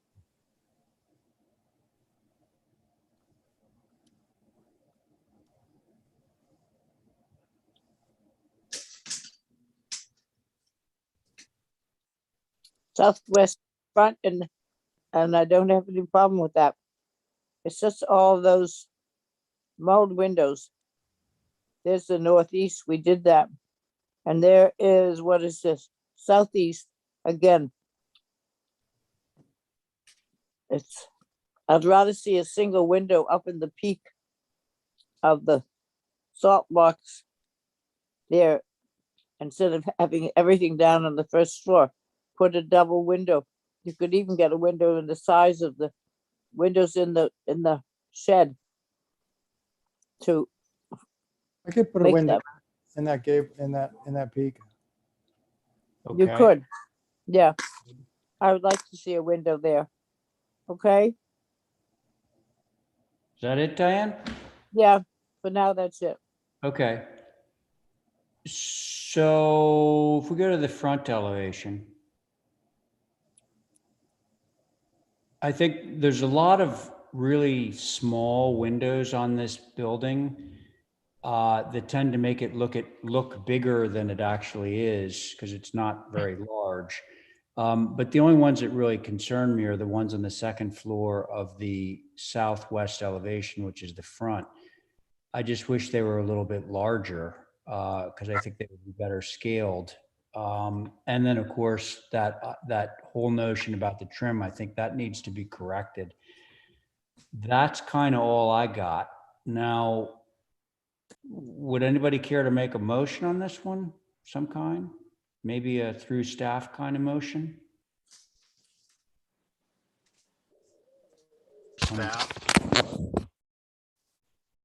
Staff Mr. as Chair. with a window in the, what elevation was that? The salt box? That would be the southeast With a window put in the gable end. gable end of that. Yes. I think that's, and to reduce the size of the around the windows. Yeah, so the drawing should be corrected so that it's really 1x4 trim. Some of them actually are drawn correctly, which is interesting because then you actually Yeah, see. I don't know what that was about. Yeah. We can square that away. Okay, so that would be it. All right. All right. So Diane's made a motion. On that motion, John. Aye. Thank you. Stephen. Aye. Great. Jesse. Aye. Super. Diane on your motion. Aye. And I, thank you, Diane, and I am too, am in favor, so that motion carries. Okay, great. Now, so we're losing you, right, Jesse? Yes, thank you for everything. Hey, thanks a lot for attending. We're actually getting shorter on our agendas, which is really super. I feel good about that. Have a good night, Jesse. Thank you. You too. All right, thanks. Now we're off to Ethan McMorrow, I believe. Is he here? Yes. Okay, so, and Val, are you back? I am. Okay, very good. So Ethan, your board is going to be myself, Diane, Val, John, Carrie. That's it. Okay? Okay. That would be your first one. Then the second one will go to Stephen. Perfect. It's a new house. Very good. Go ahead. That's it. It's a new house. I can just, all right, so let's take a look.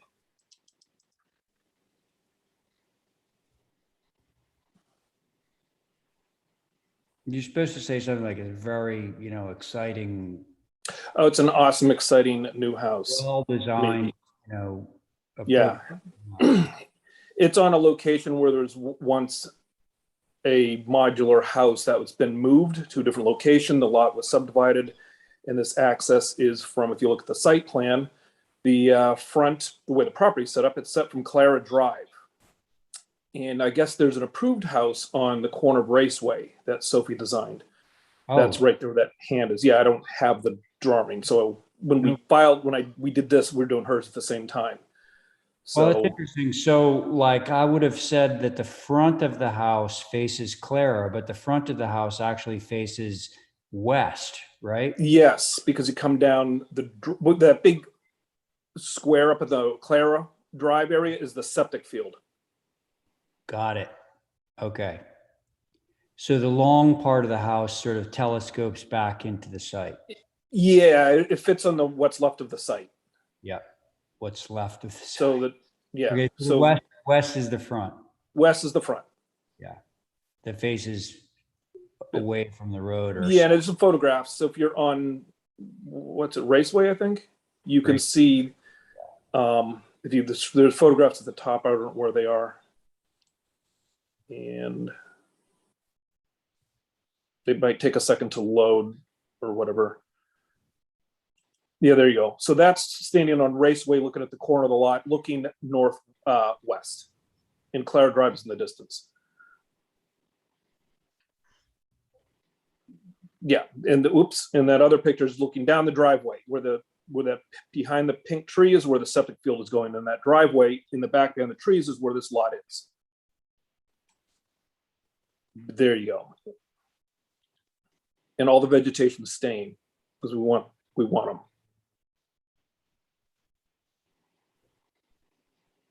Okay. All right.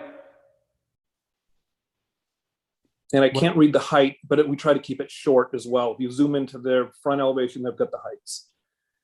And I believe the colors are, we filed this a while ago, but it's on my application up on you hit the zoom in arrow. White trim and natural, everything else. White. No. What is that? What that says? It said white trim, white windows. Okay. Natural wood roof trim. Yeah. But Hey, we still can't see the height. If we 24.2. 24? 24.2. Okay, so it is low. Yeah. Okay. There you go. Great.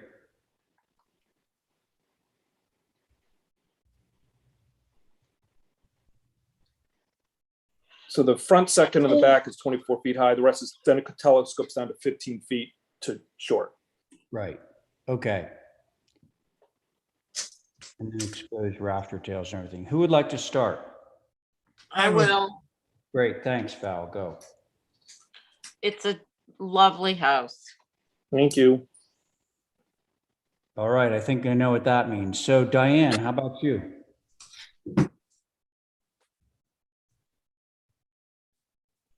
Diane? I think so too. Oh, fantastic. Okay, John, what do you think? Just a moment. Just give me a second. Okay. New dwelling. What? It's for a new dwelling. Yeah, could I see the 4 elevations, please? John, this is one of the elevations. Let's see. This is number 2. The south elevation. Okay. East. The south elevation, please. South, okay. Okay, that's it.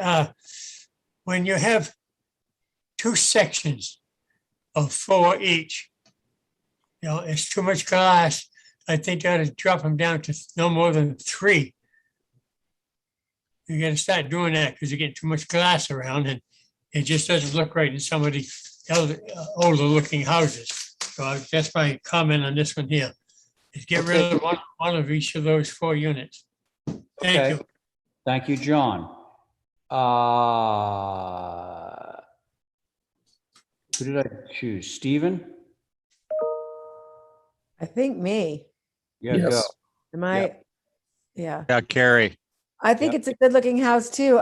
Before I knew it was 24 feet tall, I thought the middle mass on this particular elevation seems very long and kind of like a double take.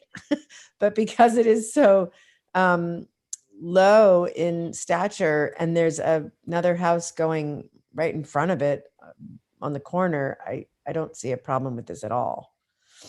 Okay, that's great. So I want to check out John's comment. So if you could just go back to the site plan just for a moment. There we are. Okay. So those quadra doors that he was talking about are right where the words proposed building are. Yes. So they're sort of in the middle of a courtyard. They're in the courtyard. If you scroll down the first floor plan, you'll see it. Yeah. See, it's tucked inside the U. Right. Okay. So I'm comfortable with those. So John, I think those double or 2 sets of 4 sliding doors are in a courtyard, which is kind of difficult to tell from the elevation, but I really don't believe they're going to be visible because they're surrounded on 3 sides by architecture. So I too am okay with this application. Should somebody give us a motion on this? I will. Motion to approve is submitted. Sounds good, Val. Thank you. On the motion, Diane. Aye. Thank you. John? I have a comment, Mr. Chairman. Yes. Two 4 units. And I believe this house is on a corner. And you're gonna see them eight large. Okay. So much spots on it. Yeah, the house is actually not on a corner, John. It's set in one from the corner. The one that's actually on the corner is Sophie Metz's house. That doesn't show up on this plan. My only question is why wouldn't it be seen from Clara Drive, Raceway Drive? Show him the locust plan. Yeah, okay. Okay, go ahead. No, here, take a look at this one, John. Okay, thank you. All right, they're going to be shielded by the little side wing of the house. And number 5 is blocking it. Yes, also true. Right. Okay, John, so there is a motion to approve this. Are you in favor or opposed to that motion?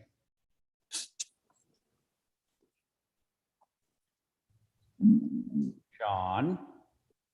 I'm right here. I'm thinking. Thank you. Okay. Hey, I'll come back to you. So Carrie, on the motion. Aye. Thank you. So John, are you thinking? Yes. Val, on your motion? Aye. Okay.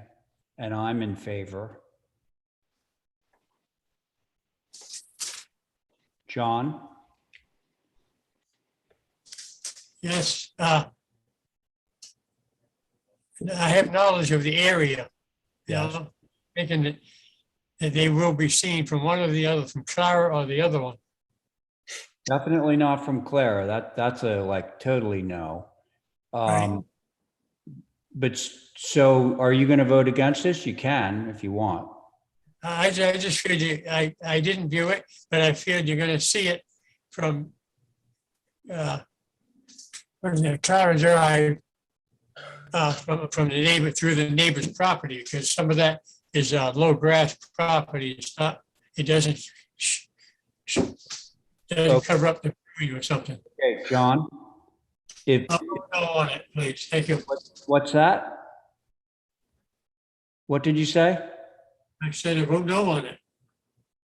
Oh, vote no. Okay. All right. So the motion carries 4 in favor, 1 opposed. Thank you. And Ethan, you've got another one at 10 Gay. Yes, just so you know, on that last one, I am going to come back with a garage that's going to go in the back corner that will block it even more from the Clara Drive around the Let's corner. get on to this 10 Gay now. Yep. So I think Steven's at bat on this one.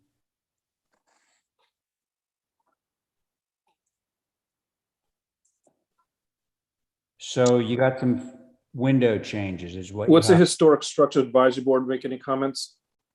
Well, you're going to show us what it is first? And then Outdoor shower, and in the back of the house, I'm adding. Wait, what we have in front of us is a little garage. Yeah, I'm adding, it's a little like a studio space, and we're adding an outdoor shower to it. So it's a fence. And in the back on the top left there, you see south elevation, there's a window, and we're moving the window to the right and adding a door.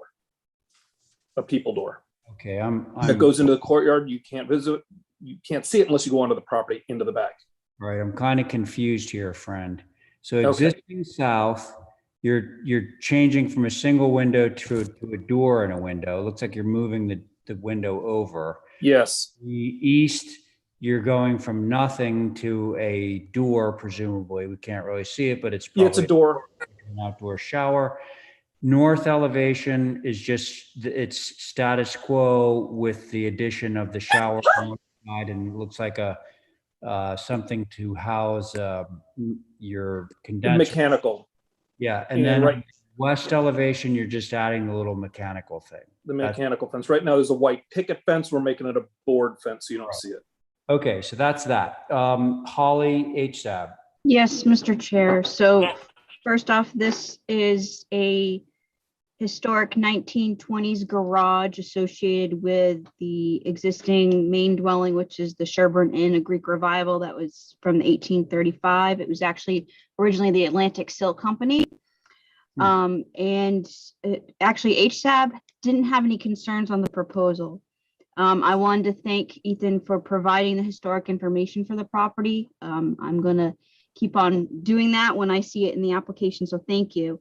I do have some questions on the window. If you could keep the existing window on that south elevation, just move it over rather than changing it to a Boston sash, if it's in a good condition. So that would be my comments, Mr. Chair. Fantastic. Thank you, Holly. Who would like to start on this one? I'll go. I'll go. Uh-oh, Stephen, you first. Okay. Ethan, if you paint the doors blue, it'll look like the TARDIS from Doctor Who. That existing north elevation. I know. I guess I don't have any concerns with it. I think it's appropriate. I do have a question though. Well, I may have a concern based upon the answer. Through you, Mr. Chair, the mechanical fence, what is that for, Ethan? What mechanical?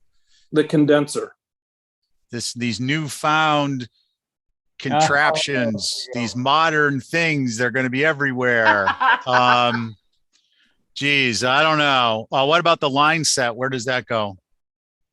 Inside the building, not it's outside. A direct. It's just one room.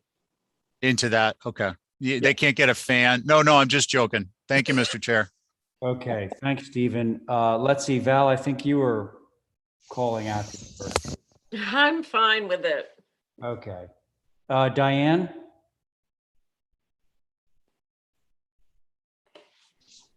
Diane?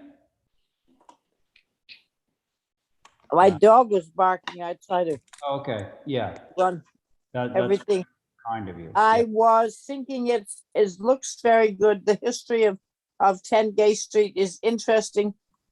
I have no problems with this building. Great. John, anything? See the plot plan, please.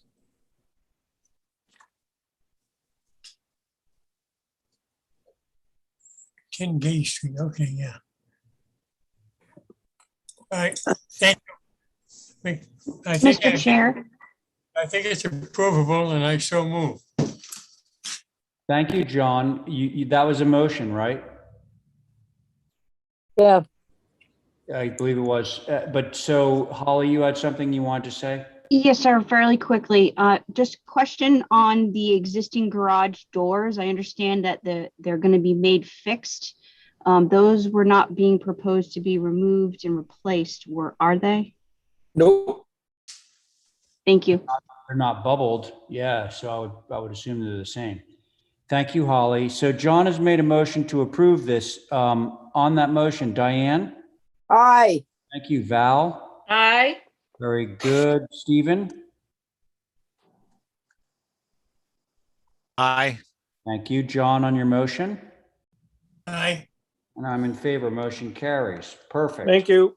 Okay, how about Lucy? Are you on board? Are you there? Yes, can you hear me? We can very well. Thank you, Lucy. So a screen door, I'm sure this is very highly controversial, but so your associate member on this one, because we're lacking Abby, will be Carrie, okay? Okay. All right, so tell us what you'd like to do.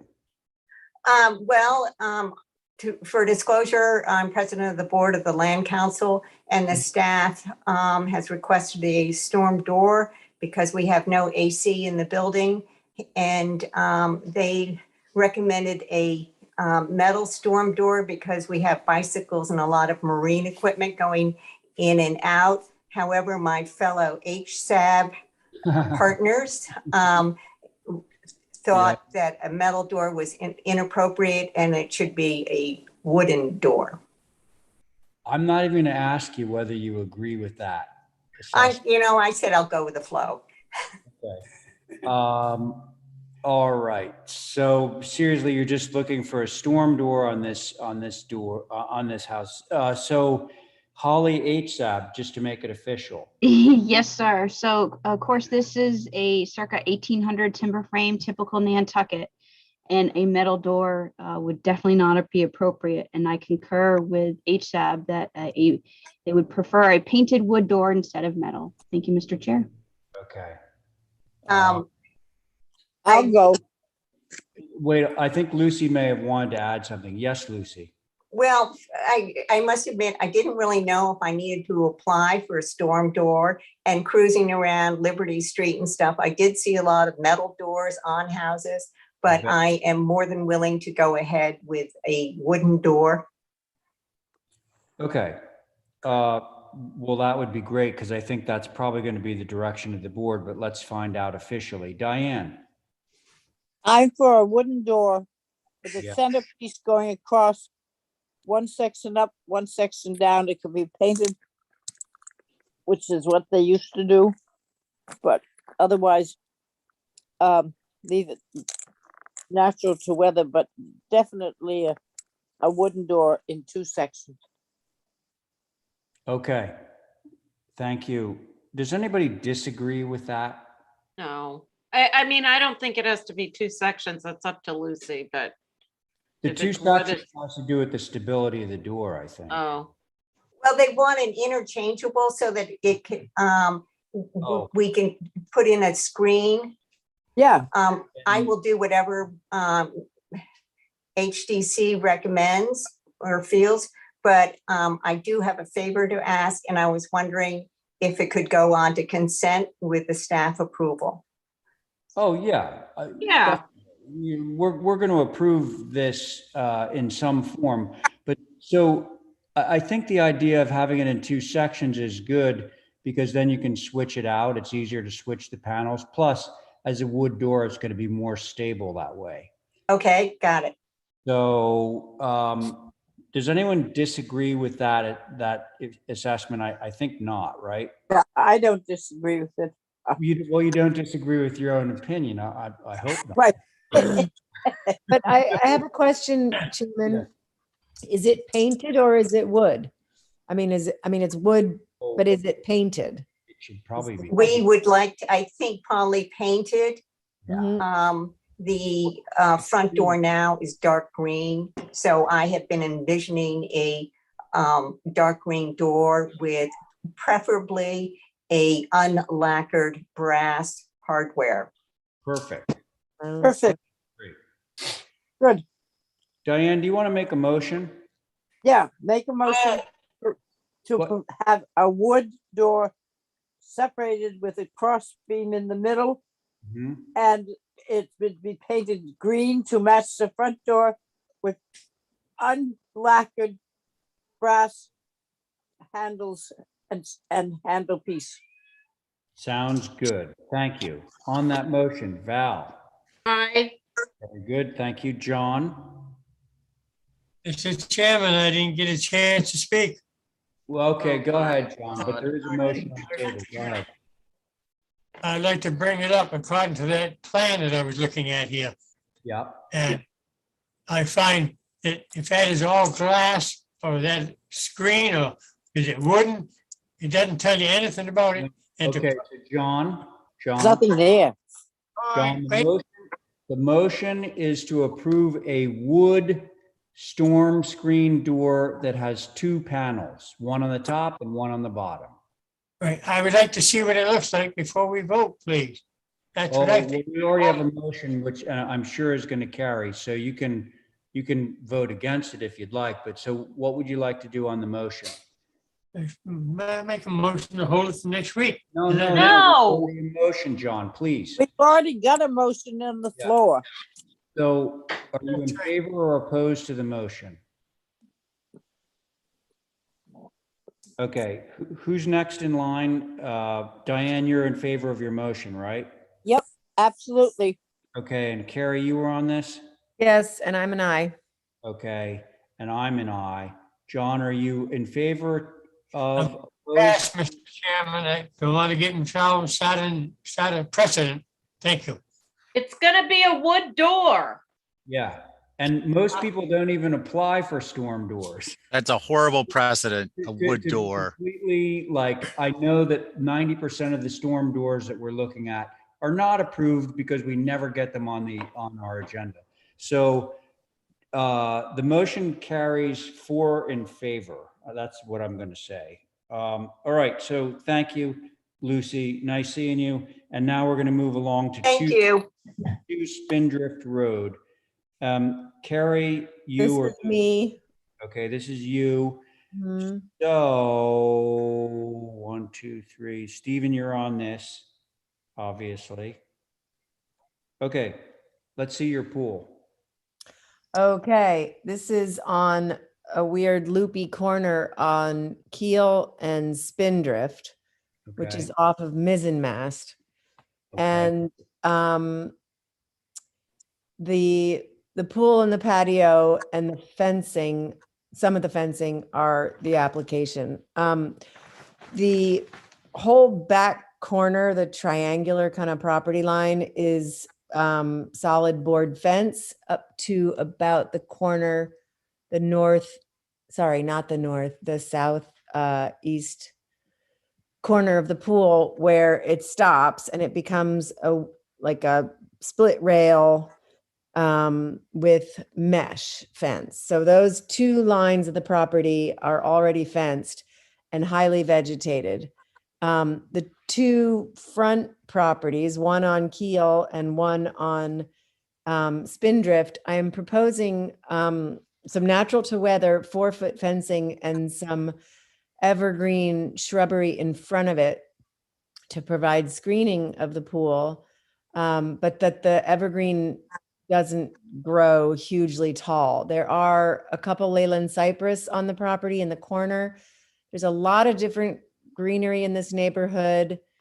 A lot of it's very natural, but then there's a lot of hedge and a lot of high evergreen sort of Leylands, et cetera.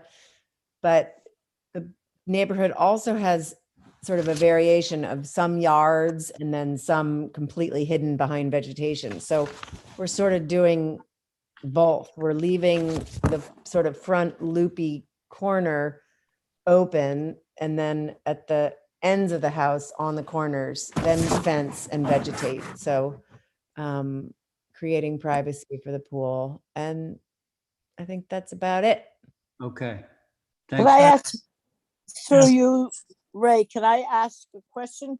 It Sure. was my understanding over the years that they had a signed thing that there were no pools in this area. Have they removed that? I can speak to that. All of their restrictions have run out. Oh, okay. I thought maybe, but I wasn't sure because they followed it all that time. Okay. Who wants to? I'd love to go, Mr. Chair. Thank you, Stephen. I find this is completely appropriate for the location. My only comment is that it indicates evergreen a minimum of 5 feet. And I would just suggest, friendly suggestion, that if you use Leylandi cypress, just keep it sheared. It'll stay tight. It can stay as short as you want it. You can have your little bonsai garden back there and it'll look beautiful. And as long as it's 5 feet tall, I think it's appropriate. Thank you, Mr. Chair. At least 5 feet tall. Thank you, Stephen. Val? Aye. Oh, yeah. Diane? What is covering the pool? Doesn't say automatic cover. Oh, I'm sorry. It would be an automatic cover, but we also have the fencing, so it's not necessary, but they want it to, protect the pool as well. Okay. That's all. So you're good with it, Diane? Yeah. All right. Not another pool. Thank you. John? Yes, I have a comment, Mr. Chairman, for everybody. Look Okay. at Stephen's picture, and he's riding on one of them 2-wheel motorbikes. Yeah. I was going to ask. That's a one-wheel, John. Yes, I'm in favor. Okay, so John, you want to make a motion on this? I made a motion. I'm in favor. Well, so there hasn't been a motion made yet. Do you want to make it? You want a motion? Yeah. What are you looking for? Motion? Yeah, a motion to approve. It has a roll top rule. Yes, it does. Yep. I think there's a lack of visibility because of the bushes there and part of the building. So I'll make a motion to approve it. Sounds good, John. Thank you. On the motion, Diane. Aye. Thank you, Val. Aye. Very good. Stephen, Aye. John. On your motion. Aye. Very good. Thank you. And I'm in favor. Motion carries. Thank you all. Is Robbie Newman here? I am here. All right, Robbie. This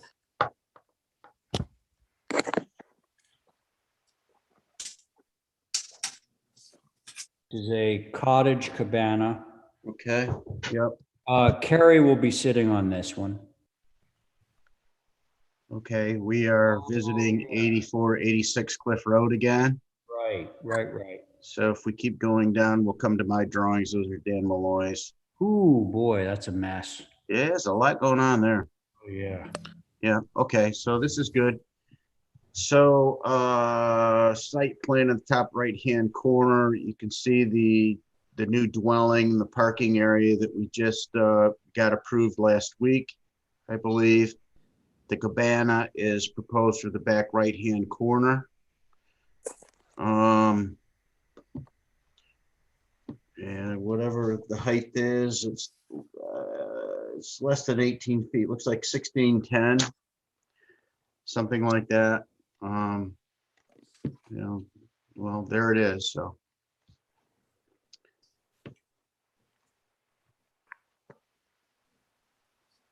Trying to figure out which side faces the road. It's that one with the little pent roof, right? It's the one with a little roof, yes. Yeah, okay. Pent roof, so that side faces Cliff Road. North, south.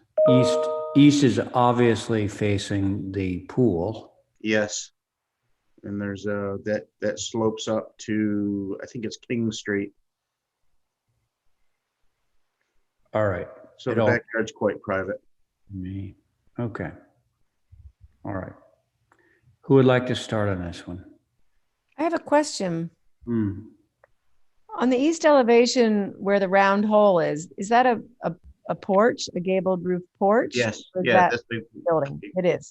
Covered patio. Yeah. Okay. That's Oh, nice. so that's very interesting. So it's not a projection out. That's actually a porch roof. And those doors are in the plane, like where the salt box is. Of the main structure, yes. Main structure, yeah. Okay. Very good. Carrie, do you want to continue? Yeah, I mean, it's a cute little building, and I think the elevation facing the road is perfectly fine. I would think that I'd want to see a little bit of planting in the corner there just to sort of mitigate any possible view to the back to the pool. But I think it's fine. And I think I remember the house, and I think it goes well with the house as well.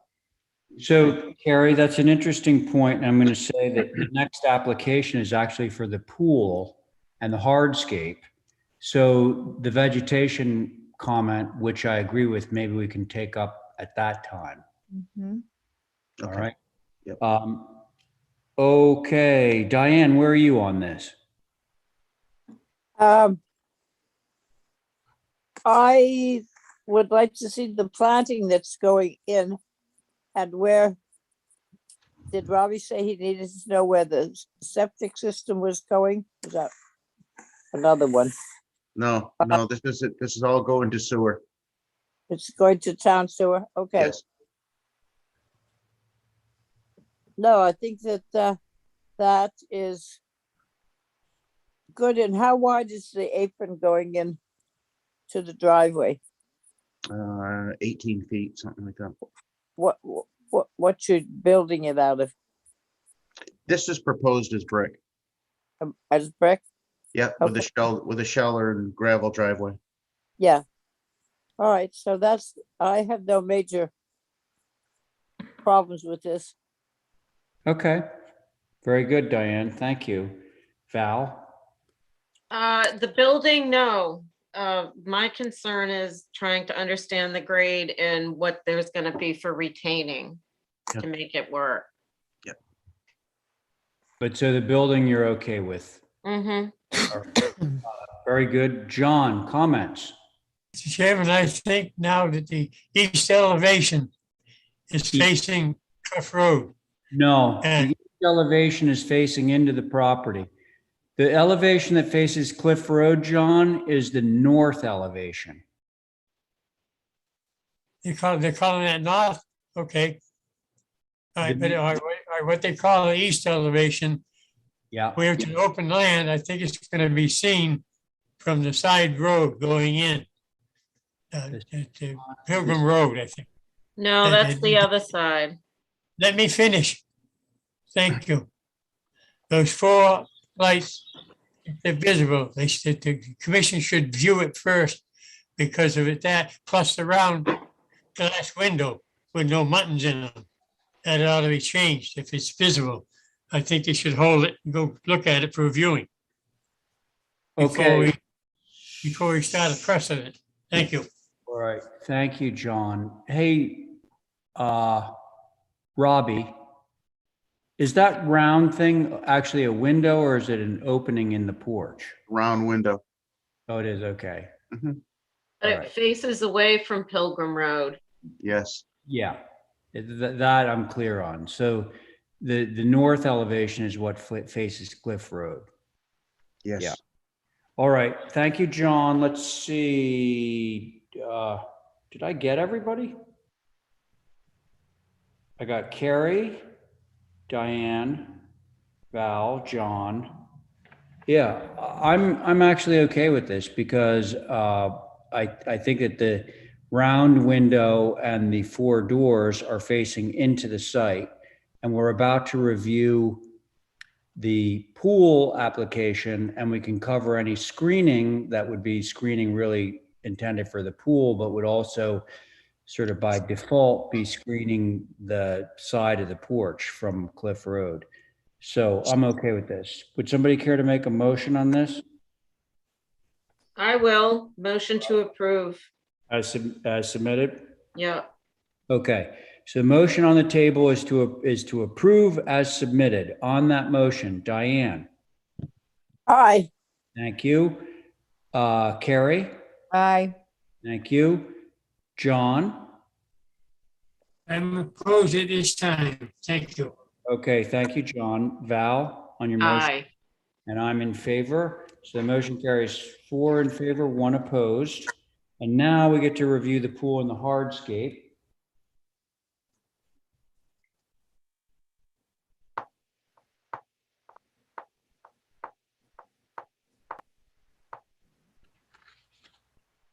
Mr. Chair, can you guys see the plans?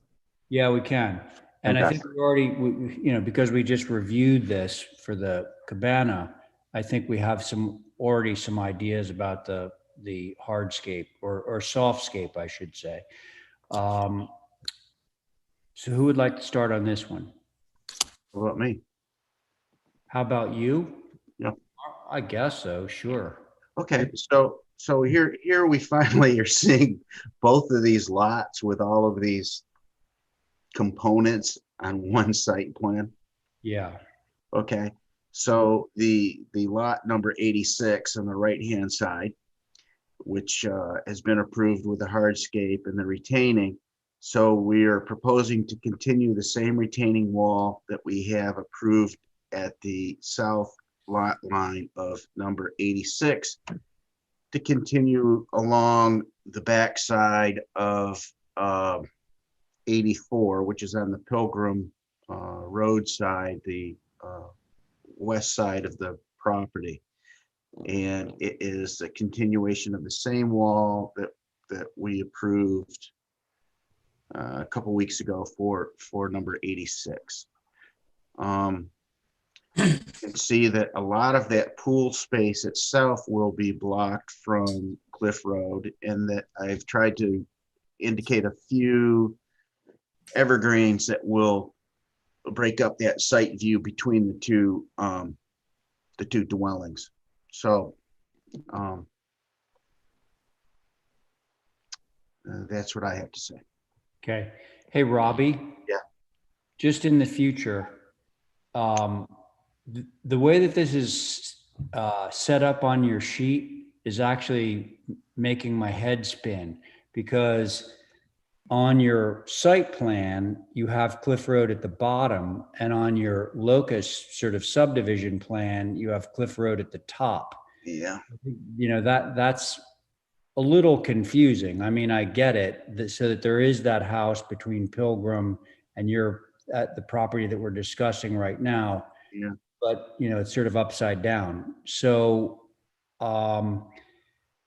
just as a note, everything should sort of be in the same direction. It makes it much easier to cross-reference. Now, Val, I'm going to choose you because you had questions regarding the retainage, and I'd like to hear whether this drawing or these drawings satisfy your questions or not. Well, it looks from the picture that Rob has provided, if I'm looking at it correctly, I have it blown up a few notches on my own screen. Okay. That there is already a retaining wall in the back between where this hill rises up and the neighbor in back. Mm-hmm. It looks like it. I don't know if that's correct, but Did you see that, Robbie? Well, there is a little bit on the left-hand side on the east property line. There's a wood timber retaining wall, but you really can't see it in the photo, Val. So it just looks like there's some sort of hard wall there, whatever it is. So that's all. that existing house has some patio and some retainage that goes with it, that goes with that patio. But other than that, I'm sorry, I can't. I don't think so. Okay. So you're showing 2 feet of retaining wall. Yes. You're requesting 2 feet of retainage, which appears to carry over onto the other property. Yes. Now, did you tell me or not tell us that we've already approved the section of that retainage that's on the other property? Yes, sir. Yes, we did. That has been approved. Yes. That has been approved. So the 2 feet that we're looking at on this property is an extension of that. Yes. Okay. Thank you, Robbie. Sure. All right. And then, Carrie, we were discussing this idea of planting between the house and the cabana so that the visibility into the pool, or lack of visibility into the pool, was sort of guaranteed as seen from Cliff Road, correct? Yes, but I see that he's proposing a type 2 picket fence, and like most of them, there will probably be something planted around that fence. Mm-hmm. And I think that'll do it. I think we're far enough back on the site that picket and whatever the distance, and I don't think it's going to be a problem. Okay. All right. So that's all you have to say on this one? Yeah. All right. Fair enough. Diane? Yeah, if I'm going to put that proposed fieldstone wall there, it's an extension to stop it from running off. That's fine. I'd like to know what you are proposing for the left-hand side of that whole lot, that are those little trees or whatever going up to the end and then turning right. What are those, Robbie?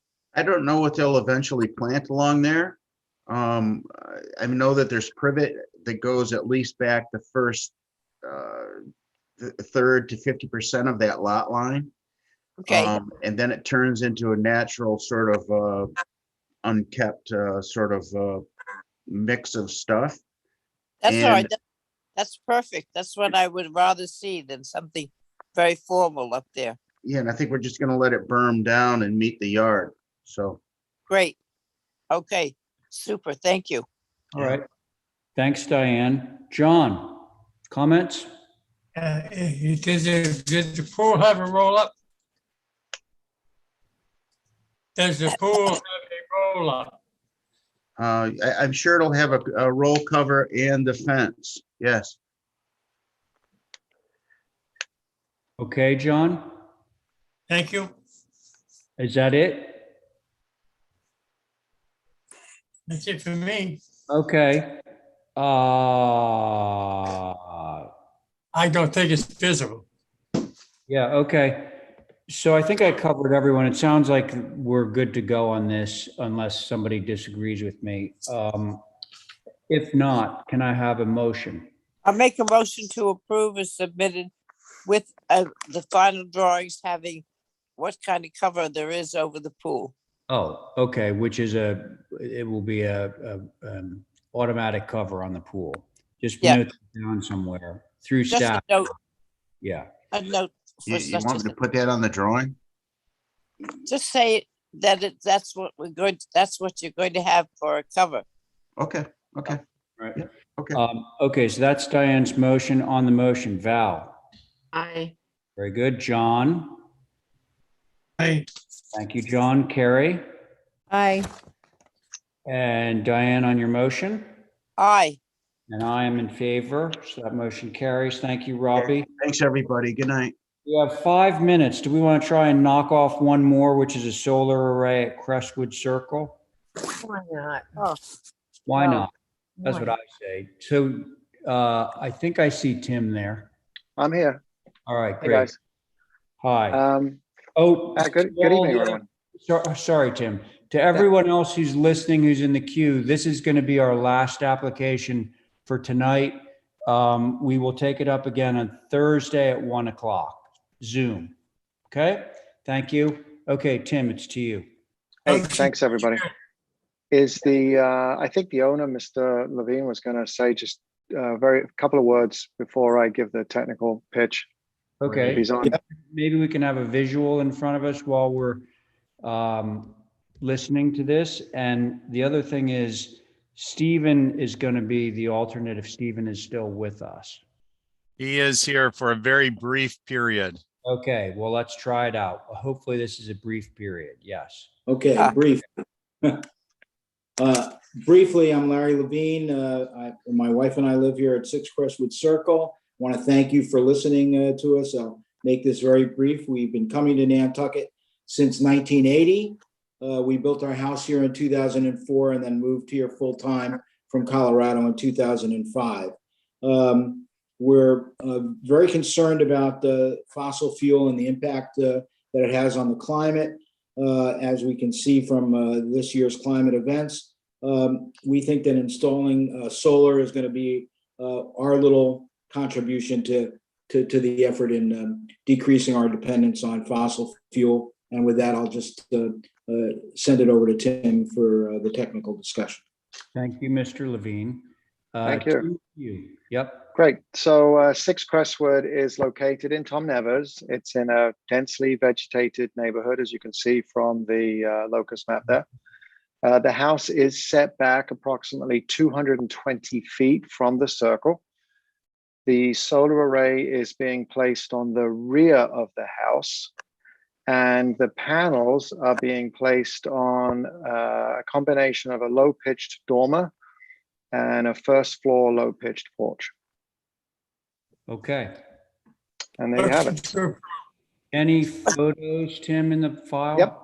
Go ahead, keep scrolling, you'll see some pics. John, did I just hear? I said motion to approve as submitted. Okay, well, I guess I know where you stand on this issue.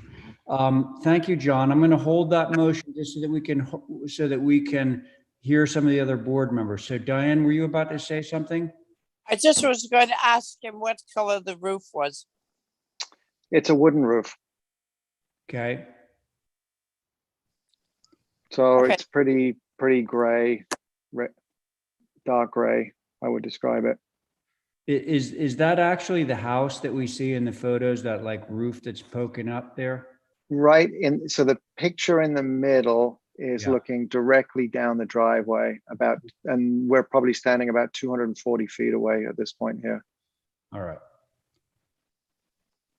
And then that one on the right is a little further around to the right, and you can actually see it's not that property on the left. It's kind of in front of you, and it's completely blocked. You mean the one that's hiding behind the? Yeah, it's that one. Yeah. Okay. All right.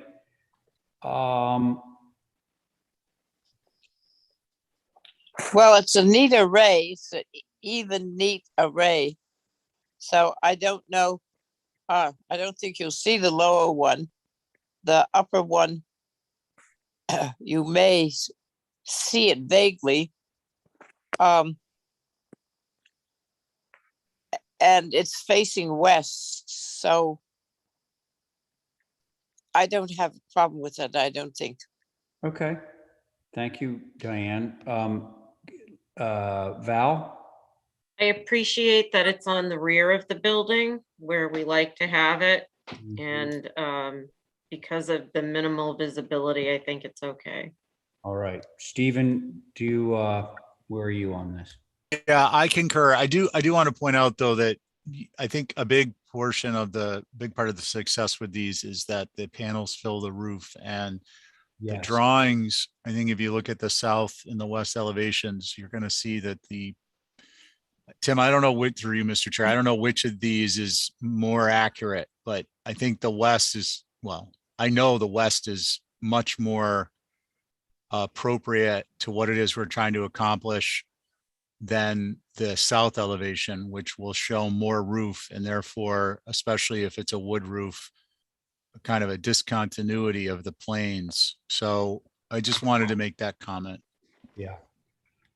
I know what you're saying, Stephen. Now, John has made a motion to approve, so I'm actually going to activate that motion. So on John's motion to approve is submitted. Diane? Aye. Thank you, Val. Aye. Thank you, Stephen. Aye. Great. John, on your motion? Aye. Great, and I'm in favor. Motion carries. Thank you, everyone. That's Thank good. you, everyone. Thank you. All right, so Kadeem, is there anything under other business that needs attention at this time? We could certainly approve some minutes, Mr. Chair, but besides that, nothing that's one to approve, which would be September 7th, right? correct. Is anybody interested in making a motion on that? I make a motion to approve the minutes of September 7th. All right, thank you, Diane. On that motion, Val? Aye. Great. John? Aye. Very good. Carrie? Aye. Super. Diane on the motion? Aye. And I'm in favor of that. Motion carries. All right. We made, I need a motion to adjourn, but I just have to say before that I take it, we're making really good headway. I mean, my gosh, what used to be a 7-page agenda is now like looking like it might actually become a 2-page agenda. So that's really good news. Somebody told me that I'm not supposed to say that because I'll jinx it, but I did. Well, I think too, if everybody looked at the applications ahead of time, it would go quicker too. You know, Be succinct, don't quibble. Val, that's a very interesting idea. And it's brand new. I've never heard that idea before. Ollie, sleep well. Okay, who's going to make a motion to adjourn? So moved. To adjourn. Uh, To adjourn. I'll take Diane's motion to adjourn. On that motion, Val? Aye. John? Aye. Thank you. Stephen? Stephen's already gone? Aye. Okay, Carrie's there. Diane on your motion? Aye. All right, and I'm in favor. Good night, everyone. Thanks so Good much. night, everyone. See you Thursday. Welcome, Mr. McCarthy. Good night, Good night. Kadeem. Good night, Good Holly. night. Thank you. Ollie. Thank you.